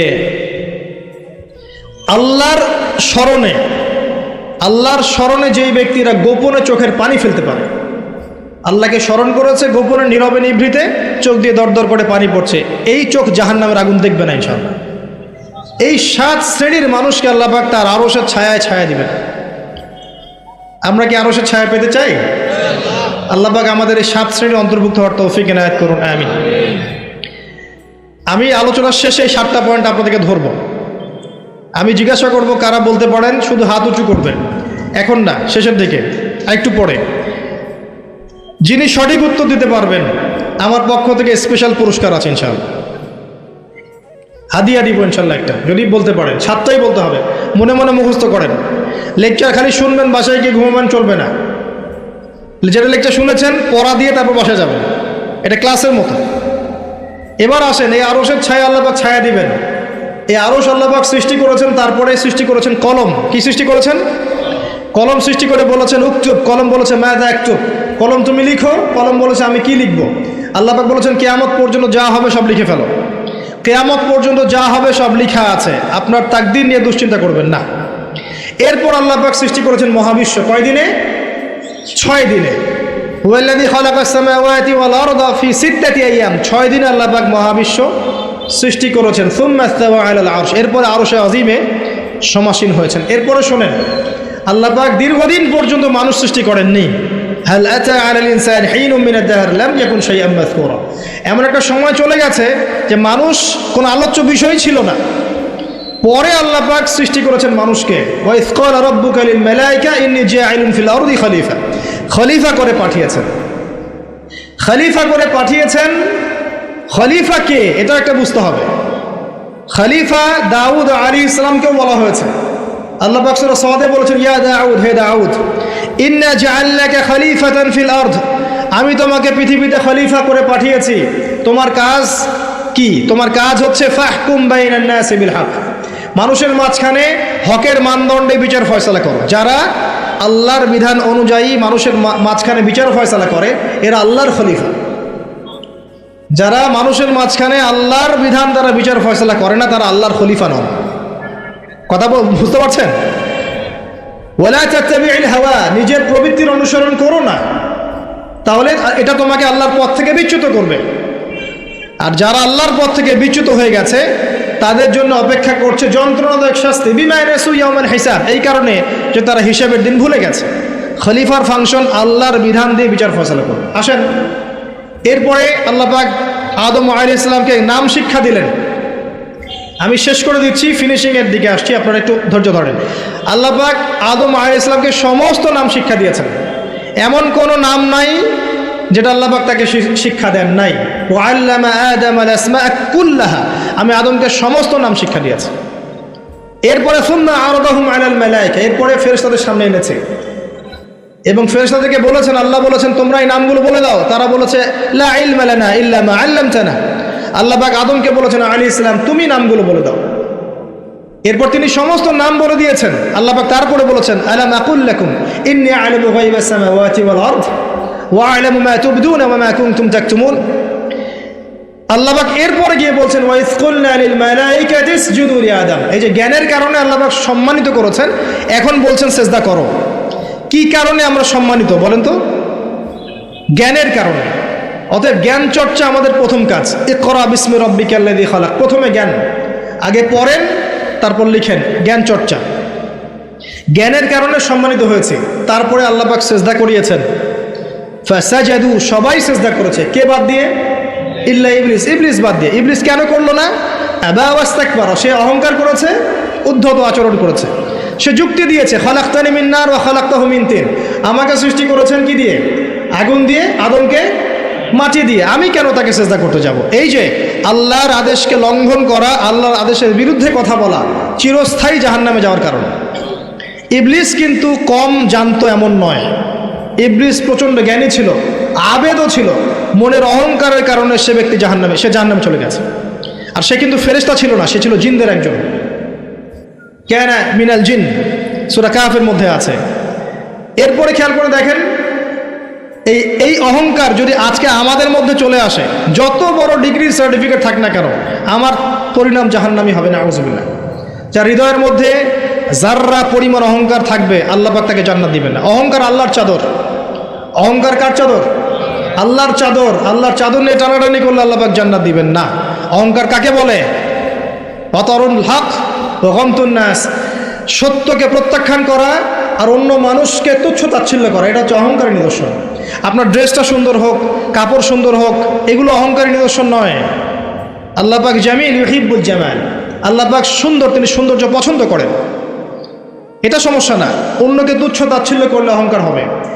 আমি মূল পয়েন্টে আসছি, দেখেন আদম আলাইহিস সালামকে আল্লাহ পাক জান্নাতে রাখলেন এবং তার সঙ্গিনী হিসেবে তিনি হাওয়া আলাইহিস সালামকে সৃষ্টি করলেন। কথা বুঝতে পারছেন? কি কারণে সৃষ্টি করলেন? আদম আলাইহিস সালামের একাকিত্ব এবং আল্লাহ পাকের দীর্ঘ পরিকল্পনা আছে, এবং ইবলিসকে দিয়ে পরীক্ষা করালেন আদম আলাইহিস সালামের কোন জায়গা থেকে হাওয়া আলাইহিস সালামকে সৃষ্টি করা হয়েছে বলেন। পাঁজরের হাড় সোজা না বাঁকা? নবী সাল্লাল্লাহু আলাইহি ওয়াসাল্লাম বলেছেন, বাঁকা হাড়কে জোর করে সোজা করতে যেও না, ভেঙে যাবে। আর ওই অবস্থায় ছেড়ে দিলে বাঁকাই থেকে যাবে। নসিহতের মধ্য দিয়ে, উত্তম আচরণের মধ্য দিয়ে পথ চলতে হবে। ওয়া আশিরুহুন্না বিল মারুফ, এছাড়া কোনো অপশন নাই। আমার কথা শোনেন, এই জায়গা থেকে মেয়েদের পয়েন্টে আসছি আমি। আল্লাহ পাক আদম থেকে হাওয়া সৃষ্টি করেছেন আলাইহিস সালাম। নারী পুরুষ একে অপরের প্রতিদ্বন্দ্বী নয়, যেমনটা পশ্চিমারা শিখিয়েছে। এখনকার আধুনিকায়ন যা শিখাচ্ছে, নারী পুরুষ একে অপরের প্রতিদ্বন্দ্বী। এখানে আল্লাহ বলছেন নারী পুরুষ একে অপরের পরিপূরক, একজন আরেকজনের অংশ, মহব্বত, ভালোবাসা, প্রণয়ের মাধ্যম, একে অপরের প্রতিদ্বন্দ্বী নয়। এখনকার সমাজ শিখায় ছেলে পারলে আমি কেন পারবো না, সে পারলে আমি কেন পারবো না, এটা শেখায় না? কাউন্টারিজম, মানে একে অপরের প্রতিদ্বন্দ্বী। আল্লাহ পাক বলছেন তোমরা একে অপরের পরিপূরক। খেয়াল করে দেখেন, এখান থেকে শুরু হয়েছে সৃষ্টি, তারপরে না সন্তানের জন্ম নেওয়া হয়েছে। এখান থেকে আপনাকে হেদায়েত নিতে হবে যে নারীদেরকে বলবো, আপনারা পুরুষদের প্রতিদ্বন্দ্বী নন, আপনারা পুরুষদের পরিপূরক। একজন নেককার নারী একজন পুরুষের পিছনে থাকলে এই পুরুষ বিশ্ব জয় করতে পারবে ইনশাআল্লাহ। পরে আসেন নূহ আলাইহিস সালাম, তার স্ত্রী কি ঈমান এনেছিল? ঈমান আনে নাই। এখানে মনে রাখবেন, আপনি যদি ঈমান না আনেন, আকীদা ঠিক না করেন, আমল ঠিক না করেন, আপনার পরিচয়, বংশ, গোত্র, বর্ণ আপনাকে বাঁচাতে পারবে না। নূহ আলাইহিস সালামের স্ত্রী জাহান্নামে চলে গেছে, লূত আলাইহিস সালামের স্ত্রী জাহান্নামে চলে গেছে, যদিও তারা নবীদের আন্ডারে ছিলেন। আল্লাহর রাসূল সাল্লাল্লাহু আলাইহি ওয়াসাল্লাম তার মেয়ে ফাতিমা রাদিয়াল্লাহু আনহাকে বলেছেন, দুনিয়াতে যা চাওয়ার আমার কাছে চেয়ে নাও, পরকালে তোমার উপকার করতে পারছি না আমি। আর ফাতিমা রাদিয়াল্লাহু আনহা কেমন মানুষ ছিলেন আপনারা জানেন। তো আমি আমাদের মা বোনদেরকে অনুরোধ করবো, আল্লাহকে ভয় করেন, নিজের নফস ঠিক করেন, নিজের কবরের ফিকির করেন, আমল আকীদা ঠিক করেন। আপনি কত বড় আলেমের স্ত্রী, কত বড় শাইখের স্ত্রী, আপনার স্বামী কত বড় পলিটিক্যাল লিডার, কত বড় সোশ্যাল লিডার, এটার মানদণ্ড আল্লাহ দেখবেন না। আপনার ঈমান, আমল, তাকওয়া শুধু আল্লাহ পাক দেখবেন। আসেন কোরআনের পাতায় পাতায় যাই, চলেন আপনাকে নিয়ে যাচ্ছি। ইব্রাহিম আলাইহিস সালাম নাম শুনেছেন? তার স্ত্রী সারা আলাইহিস সালাম পৃথিবীর সুন্দরী নারীদের মধ্যে অন্যতম। দুজন সুন্দরী নারীর কথা এসেছে, একজন হাওয়া আলাইহিস সালাম, একজন সারাহ আলাইহিস সালাম। আমাদের এইসব সুন্দরী নারীদের চেয়ে হাজার গুণ সুন্দরী ছিল, অত্যন্ত সুন্দরী। খেয়াল করে দেখবেন, এই যে ইব্রাহিম আলাইহিস সালামের বংশধর যারা, তাদের চেহারা এবং মানে সুরত কিন্তু অত্যন্ত সুন্দর। আমাদের নবী মুহাম্মদ সাল্লাল্লাহু আলাইহি ওয়াসাল্লাম প্রচণ্ড সুন্দর ছিলেন না? তার আদি পিতাকে ইসমাইল আলাইহিস সালাম না? ইসমাইল আলাইহিস সালাম ইব্রাহিম আলাইহিস সালামের সন্তান নয়? ওই দেখেন ব্লাড চলে আসছে। ইউসুফ আলাইহিস সালাম, তার বাবাকে ইয়াকুব আলাইহিস সালাম, তার বাবা ইসহাক আলাইহিস সালাম, তার বাবা ইব্রাহিম আলাইহিস সালাম। ওই যে একই লেগেসি দেখেন, তারা প্রচণ্ড সুন্দর ছিলেন। এমনকি নবী সাল্লাল্লাহু আলাইহি ওয়াসাল্লাম মেরাজের রাতে গিয়ে যখন ইব্রাহিম আলাইহিস সালামের সাথে সাক্ষাৎ করেছেন, তিনি পরে বলেছেন যে আমার শাকল সুরত আর ইব্রাহিম আলাইহিস সালামের চেহারার মধ্যে অনেক মিল আছে, সাদৃশ্য আছে, একই রকম। আমরা কিন্তু দরুদের মধ্যেও মুহাম্মদ সাল্লাল্লাহু আলাইহি ওয়াসাল্লামের নামের পাশে ইব্রাহিম আলাইহিস সালামের নাম বলছি। তাদের উভয়ের জীবনে প্রচণ্ড মিল ছিল, একই রকম ছিল। পয়েন্টে আসেন, সারা আলাইহিস সালাম অত্যন্ত সুন্দরী ছিলেন। তিনি একাই তার স্বামীর সাথে বের হয়ে চলে গেলেন কোথায়? ওই যে প্যালেস্টাইন, যেটা এখন দখল করে রেখেছে এই জিউসরা। তার সাথে কেউ নাই। ইব্রাহিম আলাইহিস সালামের সাথে পরিবার নাই, সমাজ নাই, কেউ নাই। তার স্ত্রী আছে। একজন নেককার স্ত্রী সাথে থাকলে স্বামী বিশ্ব জয় করতে পারবে। এই জায়গায় আমি ছেলে মেয়ে সবার জন্য হেদায়েতের কথা বলছি। মেয়েরা আমাকে অনেক অভিযোগ দিয়েছে, মেয়ে নিয়ে কোনো কথা বলিনি ওয়াজের মধ্যে। আমি এখন কিছু কথা বলে শেষ করছি ইনশাআল্লাহ।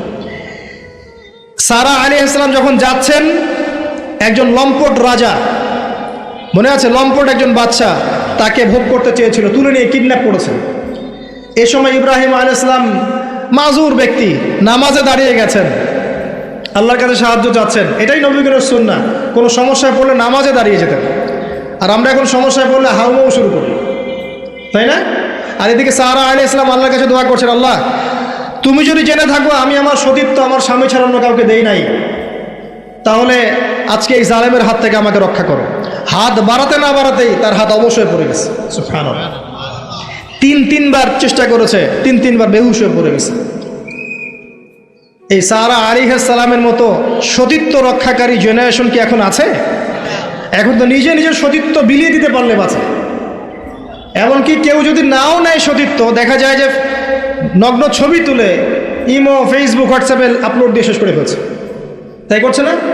ভিডিও কলে প্রেম হচ্ছে, আপনার এই যে গার্লফ্রেন্ড বয়ফ্রেন্ডের সাথে কফি খাচ্ছে, বিছানায় যাচ্ছে, ডেটিং করছে। বিয়ের আগে সব শেষ। বিয়ের পরে যখন এরা কোনো ঘরে যাবে, ওই ঘরে কি সুখ আসবে, শান্তি আসবে? মা বোনদেরকে বলবো, আর আমাদেরকে খেয়াল রাখতে হবে, আমরা যেন আমাদের ঘরে সারা আলাইহিস সালামের মতো মেয়ে স্ত্রী তৈরি করতে পারি। আল্লাহ পাক তৌফিক দান। দেখেন সতীত্বের পাওয়ার, আল্লাহ পাক হাত অবশ করে ফেললেন। এবার ওই বাচ্চা হাদিয়া দিচ্ছে হাজারা আলাইহিস সালামকে।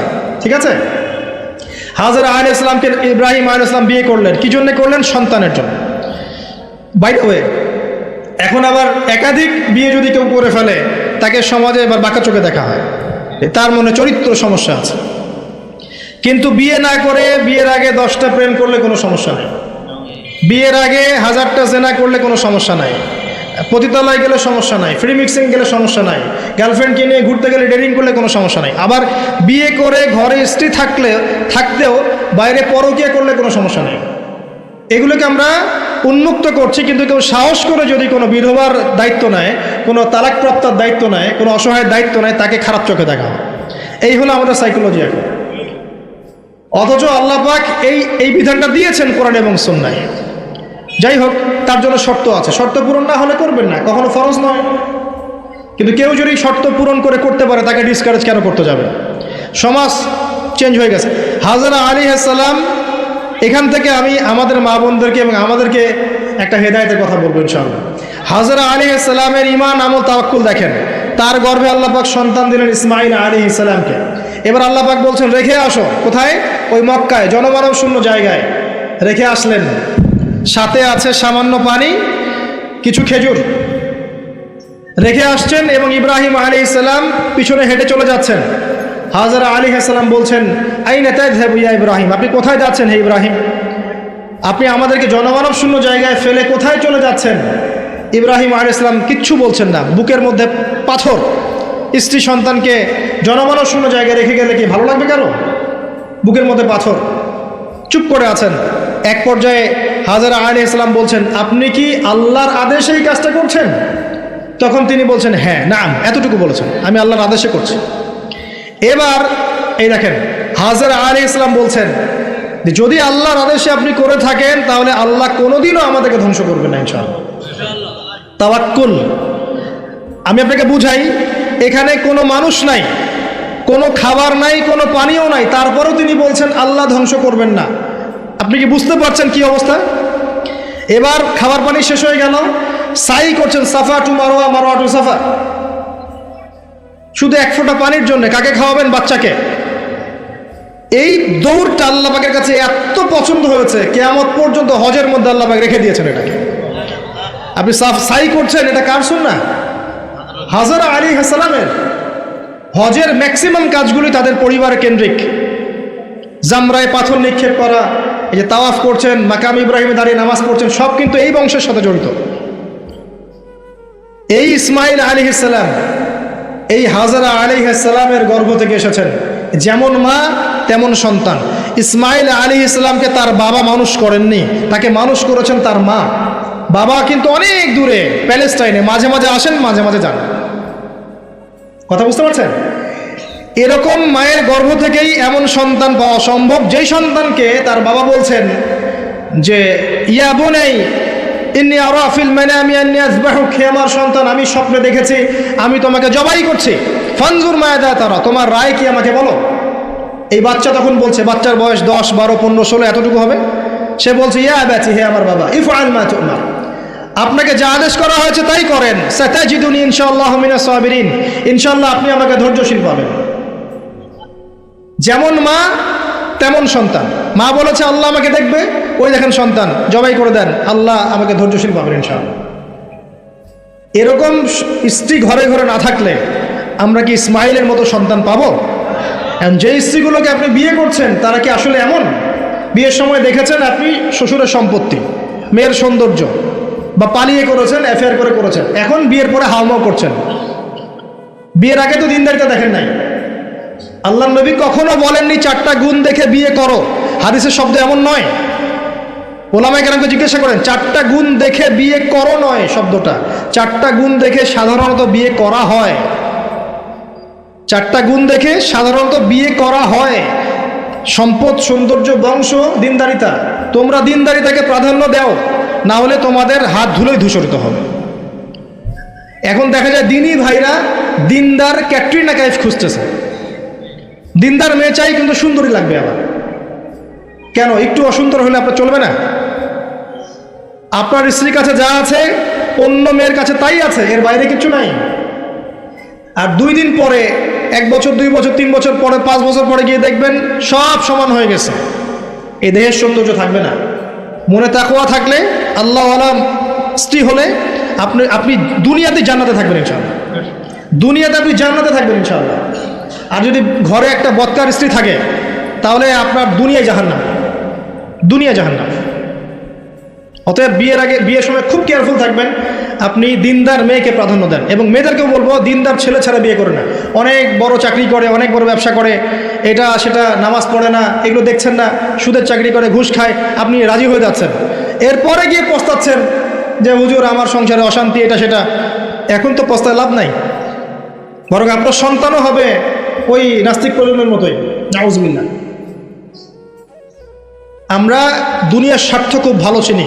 দুনিয়ার স্বার্থকে ত্যাগ করে দিনকে অগ্রাধিকার দেন, আল্লাহ পাক কবুল করবে ইনশাআল্লাহ। এই হলো ইসমাইল আলাইহিস সালামের মা। তিনি যেমন সন্তান তেমন এখানে আমাদের জন্য আদর্শ আছে। এখনও যদি আমরা দিনের বিজয় চাই, প্রত্যেক পরিবারের কর্তাকেও হতে হবে ইব্রাহিমের মতো আলাইহিস সালাম। প্রত্যেক পরিবারের সন্তানদেরকে হতে হবে ইসমাইলের মতো আলাইহিস সালাম। প্রত্যেক পরিবারের মা বোনদেরকে হতে হবে হাজরা সারার মতো। তবে আদর্শ পরিবার হবে ইনশাআল্লাহ। আল্লাহ পাক আমাদের সবার পরিবার এমন করে দিন, আল্লাহুম্মা আমিন। এবং এটা অসম্ভব কিছু না, এটা আপনার উপরে, এটা আপনি করতে পারেন। এই ইসলাহ সংশোধন আপনি করতে পারেন, চেষ্টা করেন। আল্লাহ পাক তৌফিক এনায়েত করুন। আর কয়েকটা আমি নসিহত করে শেষ করছি মেয়েদের জন্যে। সেটা হচ্ছে, এর পরে চলে আসেন মারিয়াম আলাইহিস সালাম। তার সতীত্ব এত পবিত্র ছিল, আল্লাহ পাক তাকে মিরাকেল বানিয়েছেন, তার গর্ভে ঈসা ইবনে মারিয়ামকে জন্ম দিয়েছেন। খেয়াল করে দেখেন, ফেরাউন, মনে আছে ফেরাউন? তার ঘরে একজন ইমানদার মহিলা ছিল না? নবী সাল্লাল্লাহু আলাইহি ওয়াসাল্লাম মেরাজে গিয়েছেন, সেখানে দেখেছেন বেশিরভাগ অধিবাসী জাহান্নামে নারী। এর মধ্যেও তিনি একটা সুগন্ধ পাচ্ছেন জান্নাতের। তিনি জিজ্ঞাসা করলেন, এই সুগন্ধ কোত্থেকে আসছে? তখন জিবরাইল আলাইহিস সালাম তাকে জানিয়ে দিলেন, এটা ফেরাউনের সেই যে দাসী যাকে ফেরাউন হত্যা করেছিল ইমানের কারণে, ওর ঘর থেকে, জান্নাতের সেই ঘর থেকে সুগন্ধ আসছে। সুবহানাল্লাহ। ফেরাউনের ঘরেও মুমিনা নারী থাকতে পারে, তাহলে আমাদের ঘরে থাকতে পারে না? থাকতে পারে। ফেরাউনের ঘটনা মনে পড়লো যে মূসা আলাইহিস সালাম, তার মা সন্তানকে ভাসিয়ে দিয়েছিলেন না সিন্ধুকে? মনে আছে? আল্লাহ পাক ওই সন্তানকে তার কোলে আবার ফিরিয়ে দিয়েছেন, মনে আছে? এখানে একটা শিক্ষা আছে। প্রিয় মা বোনরা, আপনারা যদি আপনাদের সন্তানকে আল্লাহর পথে দেন, আল্লাহ পাক আপনার চক্ষু শীতল করে দেবেন ইনশাআল্লাহ। ওই সন্তানকে ঘুরিয়ে এমন একটা অবস্থান দিয়ে আপনার কাছে নিয়ে আসবেন, আপনি ওকে দেখে পরিতৃপ্ত হয়ে যাবেন ইনশাআল্লাহ। এখানে নসিহত আছে। তিনি ভাষাতে পারছিলেন না, মন কাঁদছিল, আল্লাহ পাক মনটাকে কিন্তু নরম করেছেন, শক্ত করেছেন, মনটা শক্ত করেছেন। তারপরে আল্লাহ পাক ওখানে একটা ইলহাম করেছেন, তিনি ভাসিয়ে দিয়েছেন। তারপরে আল্লাহ পাক ওই সন্তানকে আবার তার কোলে ফিরিয়ে দিয়েছেন দুধ পান করানোর জন্যে। ঘটনাটা পড়ে দেখেন। আপনি যদি আপনার সন্তানকে আল্লাহর পথে দেন, আপনার সন্তানকে যোগ্য করে আল্লাহ আপনার সামনে নিয়ে এসে দাঁড় করিয়ে দেবেন ইনশাআল্লাহ। আপনি দেখে চোখ শীতল করে ফেলবেন, আল্লাহর উপর ভরসা রাখেন। মুসা আলাইহিস সালামের কথা একটা ঘটনা মনে পড়লো। তিনি যখন ওই যে ঘুষি দিয়ে একজন মরে গেছে, তিনি চলে গেলেন ওই কওমে শুআইব মাদিয়ানে, সেখানে গিয়ে বসে আছেন এবং দেখছেন দুইজন মেয়ে পানি আনার জন্য এসেছে, তাই না? পানি আনতে পারছে না, তিনি গিয়ে হেল্প করলেন। এই মেয়ে দুটো গিয়ে শুআইব আলাইহিস সালামকে বললেন যে হুয়া রাজুলুন কাউইউন আমিন, একজন ব্যক্তিকে দেখেছি সে খুব কাউই, শক্তিশালী এবং আমিন, বিশ্বস্ত। শুআইব আলাইহিস সালাম পাঠালেন তাকে ডেকে নিয়ে আসো। এবার এই যে মেয়েটা হেঁটে হেঁটে আসছে, এদিকে মুসা আলাইহিস সালাম গাছের আড়ালে বসে দোয়া করছেন, রব্বি ইন্নী লিমা আনজালতা ইলাইয়া মিন খায়রিন ফাকির। এই মেয়ে হেঁটে হেঁটে এসে মুসা আলাইহিস সালামকে বলছেন, আমার বাবা আপনাকে ডাকছেন। এই মেয়েটার হেঁটে হেঁটে আসাটাকে আল্লাহ পাক সূরার মধ্যে বলেছেন যে এই মেয়েটা লাজুক পায়ে হেঁটে হেঁটে এসেছে। কিভাবে? লাজুক ভঙ্গিতে সে হেঁটে হেঁটে এসে বলেছে, আমার বাবা আপনাকে ডাকছেন। কথা বুঝতে পারছেন? এই লজ্জাশীলতা এখনকার মেয়েদের মধ্যে আপনি আমাকে দেখান। এই লাজুক ভঙ্গিতে হেঁটে আসা মেয়েদের যে হাঁটাটাও পর্দা, মেয়েদেরকে কে বুঝাবে হাঁটার মধ্যেও পর্দা আছে? কে বুঝাবে যে গলার ভয়েসে পর্দা আছে, চোখের চাহনিতে পর্দা আছে? একটা মেয়ে সব কিছু ঢেকেছে, মনে করেন চোখটা ঢাকে নাই, এই চোখ দুটো দেখেই একটা ছেলে তার প্রেমে পড়তে পারে। একটা ছেলে হিসেবে বলছি, এটা সম্ভব। একটা হাতের কবজি দেখে আপনি একটা মেয়ের প্রেমে পড়তে পারেন, ভালো লাগতে পারে, সম্ভব। মেয়েদেরকে আল্লাহ পাক এত সুন্দর করে সৃষ্টি করেছেন। আল্লাহ পাকের সবচেয়ে শ্রেষ্ঠ সৃষ্টি হচ্ছে মেয়েরা। মানুষ তো অবশ্যই, তারপরে মেয়ে মানুষ। এই নারী আপনার হয় জান্নাতের মাধ্যম হবে, অথবা আপনার জীবনের সবচেয়ে বড় ফিতনা হবে। কারণ নবী সাল্লাল্লাহু আলাইহি ওয়াসাল্লাম বলেছেন, আমি পুরুষদের জন্য মহিলাদের চেয়ে বড় কোনো ফিতনা রেখে যাচ্ছি না। প্রচণ্ড বড় ফিতনা হতে পারে, সাবধান। তো এখানে দেখেন মেয়ের হাঁটার বর্ণনা আল্লাহ পাক দিয়েছেন। এখনকার জেনারেশনে মেয়েদেরকে আপনি হাঁটা শেখান, রাস্তাঘাটে, শপিং মলসে, সব জায়গায় দেখবেন গেঞ্জি আর জিন্স আর টি শার্ট পরে, ফর্মাল পোশাক পরে, স্যুট বুট পরে ঘুরছে। মাঝে মাঝে পোশাকের এখানে ওখানে ফাড়া ছেঁড়া, এটাই নাকি স্টাইল। এমন পোশাক পরছে যেটা পরেও দেহের অঙ্গ প্রত্যঙ্গ বোঝা যাচ্ছে, এমন পোশাক পরছে যেটা বাহির থেকে ভিতরের অঙ্গ দেখা যাচ্ছে। অমুসলিমদের পোশাক পরছে, ছেলেদের পোশাক পরছে, এগুলো সবই আখিরুজ জামানের সাইন। আখিরুজ জামানে এরকম মেয়েদের সংখ্যা বাড়বে। নিসাউন কাসিয়াতুন আরিয়া, এরা কাপড় পরেও নগ্ন থাকবে। মুইলাতুন মামিলাত, এরা মানুষকে আকৃষ্ট করবে, নিজেরাও আকৃষ্ট হবে। এরা জান্নাতের গন্ধও পাবে না, যদিও জান্নাতের গন্ধ যোজন যোজন দূর থেকে পাওয়া যায়। আখিরুজ জামানের সাইন আপনি দেখবেন, মেয়েরা ছেলেদের পোশাক পরে ঘুরছে। এখন এই শুআইব আলাইহিস সালামের মেয়ের মতো এদেরকে কে লজ্জা শেখাবে? নাই লজ্জা শরমের বালাই। স্যার ক্লাস নিচ্ছে, সে গোল হয়ে বসে আছে, কোচিং করছে। টিচার গায়রে মাহারাম, সে ক্লাস নিচ্ছে, পড়াচ্ছে, গোল টেবিল করে বসে আছে মেয়েরা। দেখবেন কারো গায়ে হিজাব নাই, সালোয়ার কামিজ পরে ক্লাস করছে এবং দেহের অঙ্গ প্রত্যঙ্গ বোঝা যাচ্ছে। এবং কোনো কোনো সময় দেখবেন টিচারও সুযোগ নিচ্ছে, গায়ে হাত দিচ্ছে, বলছে ও তো আমার মেয়ের মতো। হ্যাঁ, আমরা তো ইউনিভার্সিটিতে পড়েছি। এরপরে খেয়াল করে দেখবেন টিচারের সাথে ছাত্রীর প্রেম হয়ে গেছে। কত মেয়ে যে রেপের শিকার হচ্ছে, মুখ ফুটে বলে না। যে কয়টা খবর আসে পেপার পত্রিকা, এগুলো খুব নগণ্য খবর, বাস্তবতা আরও অনেক কঠিন, পরিসংখ্যান অনেক বেশি, অনেক বেশি। মেয়েরা তো আর মুখ ফুটে বলবে না আমার সাথে এরকম অন্যায় করা হয়েছে। কিছু কিছু মেয়ে যখন বলে তখন আপনি খবর পান। অনেক মেয়ে প্রাইমারি স্কুল থেকেও, তারা প্রাইমারি লেভেল থেকে একদম বয়স যখন 10-15, এখান থেকে শুরু করে কলেজ পর্যন্ত ধর্ষণের শিকার হয়েছে, রেপের শিকার হয়েছে। গার্লফ্রেন্ড বয়ফ্রেন্ডের দ্বারা বা টিচারের দ্বারা, কোনো কোনো ক্ষেত্রে চলতে ফিরতে গুন্ডা মাস্তানের দ্বারা এটা হচ্ছে, ফ্রি মিক্সিংয়ের কারণে। ছেলে আর মেয়েকে আপনি একসাথে জড়িয়ে দিয়েছেন, এগুলো চলবেই এখন। অনেক সময় এমনও হয়েছে মেয়ে পড়াচ্ছেন, চারপাশে গোল হয়ে বসে আছে ছেলেরা। আবার কখন আমরা এমনও দেখেছি যে কলেজে মাঠের মধ্যে বসে আছে ছেলে মেয়ে একসাথে গোল হয়ে, গ্রুপ স্টাডি। মিথ্যা কথা বলছে? Group study. কলেজে আন্দোলনের সময় দেখেছি, কোনো দাবি নিয়ে আন্দোলন হচ্ছে, দেখবেন যে এই যে ছেলে শুয়ে আছে মেয়ের কোলে মাথা দিয়ে, মনে হচ্ছে সে যেন তাদের স্ত্রী মনে হয়। এগুলো কি? এগুলো চলছে। এখন এখানে আপনি কিভাবে আপনার বাসায় পর্দা ধরে রাখবেন? কিভাবে সম্ভব? বেশি বেশি মেয়েদের যুগোপযোগী মাদ্রাসার প্রয়োজন, বেশি বেশি মেয়েদের ইসলাহি আলোচনার দরকার, মেয়েদের মধ্যে দাওয়াতি কাজের দরকার। এবং মেয়েদেরকে অনেক সময় দাওয়াতি কাজের অভাবে ভুল দাওয়াত দিয়ে বাড়ির থেকে বের করে নিচ্ছে, মাহরাম ছাড়া সফর দিচ্ছে। খেয়াল করে দেখেন, এমন অনেকও জামাত বের হচ্ছে মাহরাম ছাড়া জেলায় জেলায় সফর, দলিল দিচ্ছে এটাও নাকি জিহাদ। নাউযুবিল্লাহ। কিভাবে হচ্ছে? কারণ আমরা যেহেতু ওদের দাওয়াতটা কমিয়ে দিচ্ছি, মেয়েরা মেয়েদের মধ্যে দাওয়াতি কাজ করছে না, দাওয়াত সংকীর্ণ, বেদাতিরা এবং ভ্রষ্ট যারা পথভ্রষ্ট এরা ওদেরকে ঘর থেকে বের করে নিচ্ছে, ইসলামের নামেও বোরখা পরিয়েও বের করে নিচ্ছে। খুব অবস্থা খারাপ। আপনি খেয়াল করেন, দেখবেন এগুলো ধরতে পারবেন। তো এই বিষয়গুলো খেয়াল রাখেন। কোরআনের পাতায় পাতায় হেদায়েত আছে। আমি বললে অনেক লম্বা হয়ে যাবে, শেষ করছি এদিকে এসে। সর্বশেষ নবী আসেন মুহাম্মদ সাল্লাল্লাহু আলাইহি ওয়াসাল্লাম। তার জীবনে এই যে 23 বছরের মিশন, এই মিশনে সবচেয়ে বড় ভূমিকা কে রেখেছেন বলেন তো? তার স্ত্রী খাদিজা রাদিয়াল্লাহু আনহা। মক্কার 13 বছর মানুষ তাকে যতটা না বিশ্বাস করেছে, খাদিজা রাদিয়াল্লাহু আনহা শুরু থেকে তার পাশে ছিলেন। শেষ বয়সে গিয়ে নবী সাল্লাল্লাহু আলাইহি ওয়াসাল্লাম তার কথা বেশি বেশি বলতেন। আয়েশা রাদিয়াল্লাহু আনহা স্বভাবগত কারণেই, একটা মানবিক একটা মেয়েদের আচরণগত কারণেই জেলাস ফিল করতেন যে আপনি তার কথা বারবার কেন বলেন। তিনি বলতেন, হে আয়েশা, তোমরা খাদিজাকে ভালো মন্দ বলো না। যখন কেউ আমার কথা বিশ্বাস করে নাই, খাদিজা করেছে রাদিয়াল্লাহু আনহা। তিনি এমন একজন মানুষ ছিলেন যিনি তার প্রতিপত্তি, সম্পদ, সামাজিক খ্যাতি সব কিছু ইসলামের কল্যাণে ঢেলে দিয়েছেন। হেরা গুহায় নবী সাল্লাল্লাহু আলাইহি ওয়াসাল্লাম যখন বসে থাকতেন, তিনি গিয়ে খাবার পানি দিয়ে আসতেন। হেরা গুহায় একবার উঠে দেখেন কত উঁচু, কত কষ্ট। আমরা যুবক বয়সে উঠতে পারবো না, এখন সহজ, তারপরেও কষ্ট আছে। এখন না হয় সহজ, ওই সময় কি এই সিঁড়ি ছিল? তিনি এভাবে উঠতেন, খাবার দিতেন। চিন্তা করে দেখেন, একজন নারী এই কাজটা করতেন। এবার আসেন, খাদিজা রাদিয়াল্লাহু আনহার বান্ধবীদেরকে খুঁজে খুঁজে নবী সাল্লাল্লাহু আলাইহি ওয়াসাল্লাম গোশত হাদিয়া পাঠাতেন, তাকে এত ভালোবাসতেন। জিবরাইল আলাইহিস সালাম এসে খাদিজা রাদিয়াল্লাহু আনহাকে সালাম দিয়েছেন।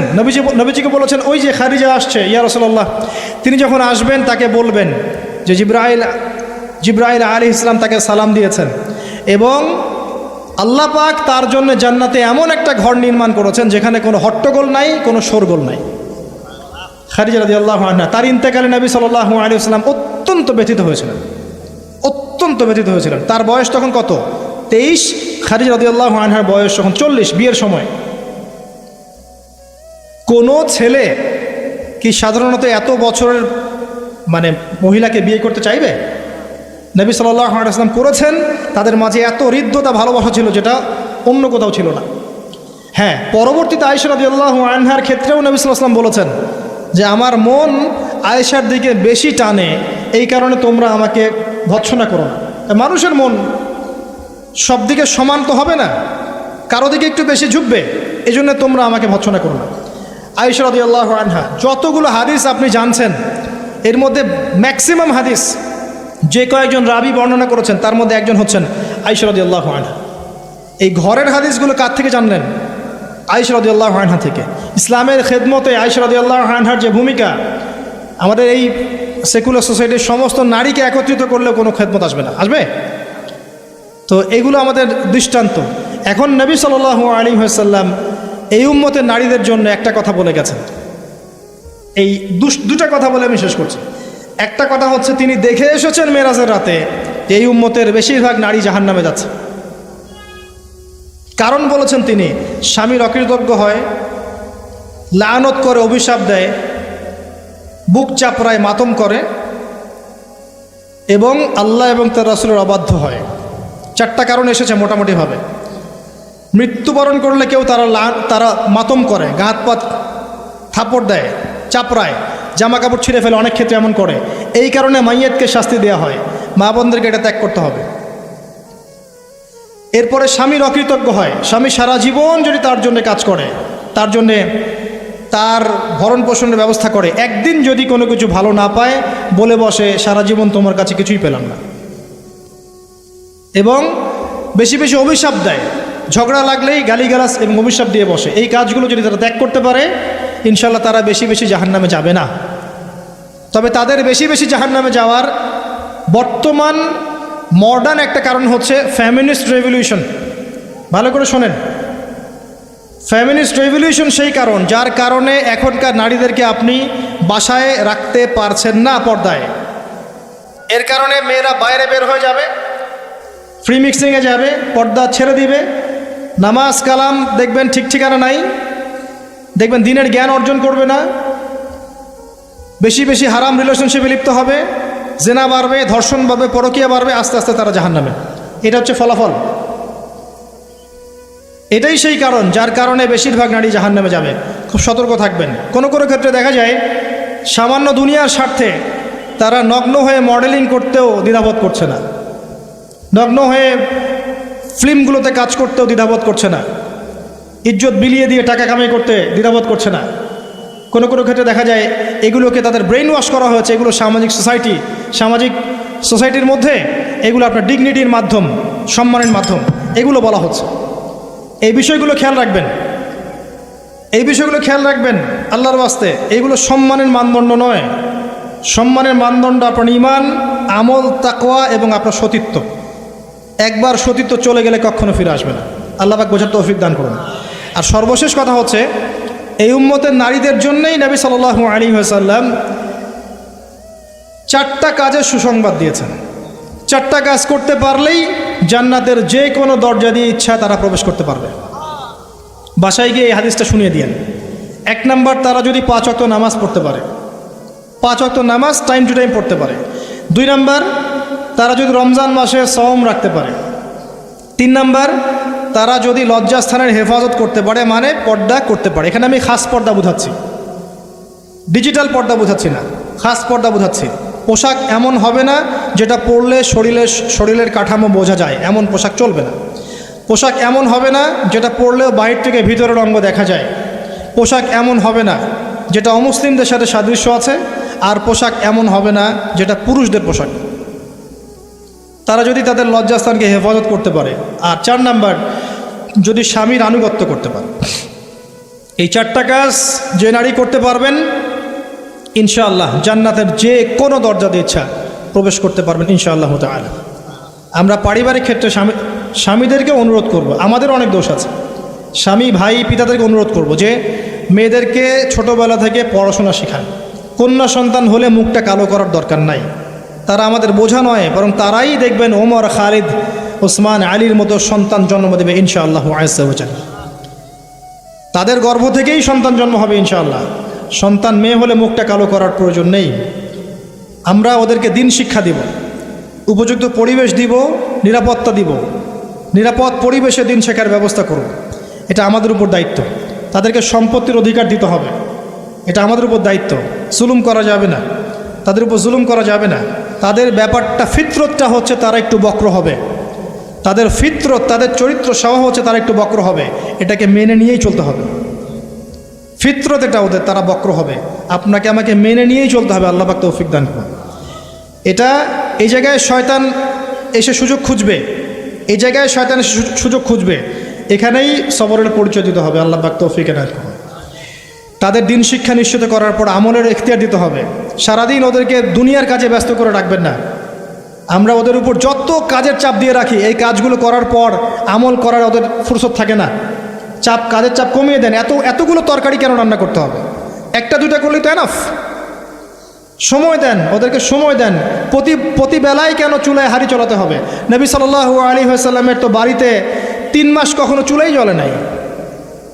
পরপর 2 বেলা তিনি কখনো পেট ভরে খাননি। আমাদের প্রত্যেক বেলায় কেন এত রান্না করতে হবে? ওদেরকে এত ব্যস্ত রাখবেন কেন?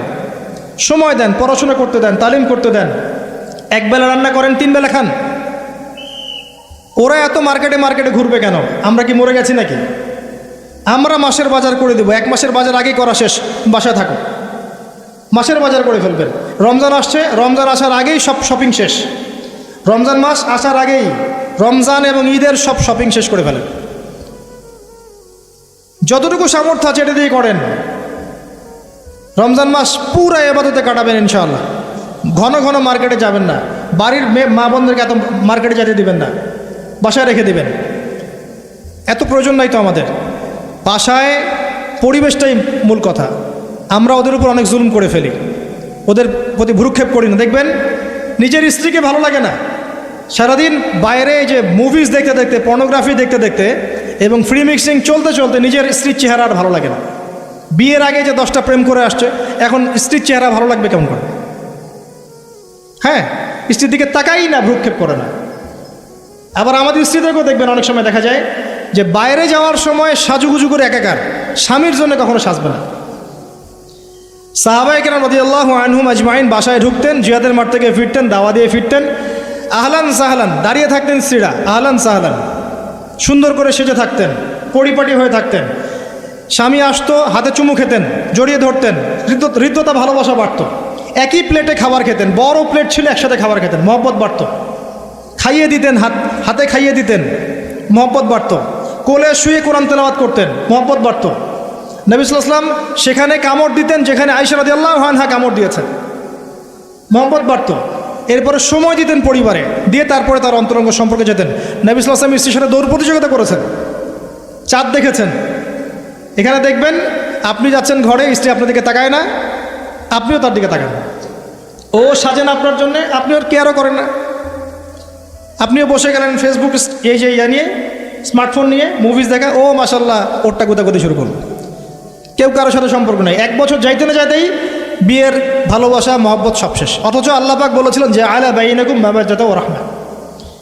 এই হৃদ্যতা ভালোবাসা যদি জীবন্ত না করতে পারি, আমাদের পরিবারগুলোর মধ্যে কাঠামো ঠিক থাকবে না। এবং এইসব পরিবেশে যে বাচ্চা কাচ্চারা বড় হবে, এরা আগামী দিনে উম্মার হাল ধরতে পারবে না। মুহাম্মদ সাল্লাল্লাহু আলাইহি সাল্লাম মানুষকে ভালোবাসতেন, কারণ ছোটবেলা থেকে তাকে ভালোবাসার পরিবেশে বড় করা হয়েছে।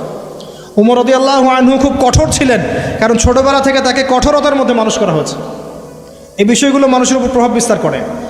আমরা আমাদের মা বোনদেরকে রিকোয়েস্ট করব, 5 ওয়াক্ত সালাত ঠিকঠাক মতো আদায় করবেন।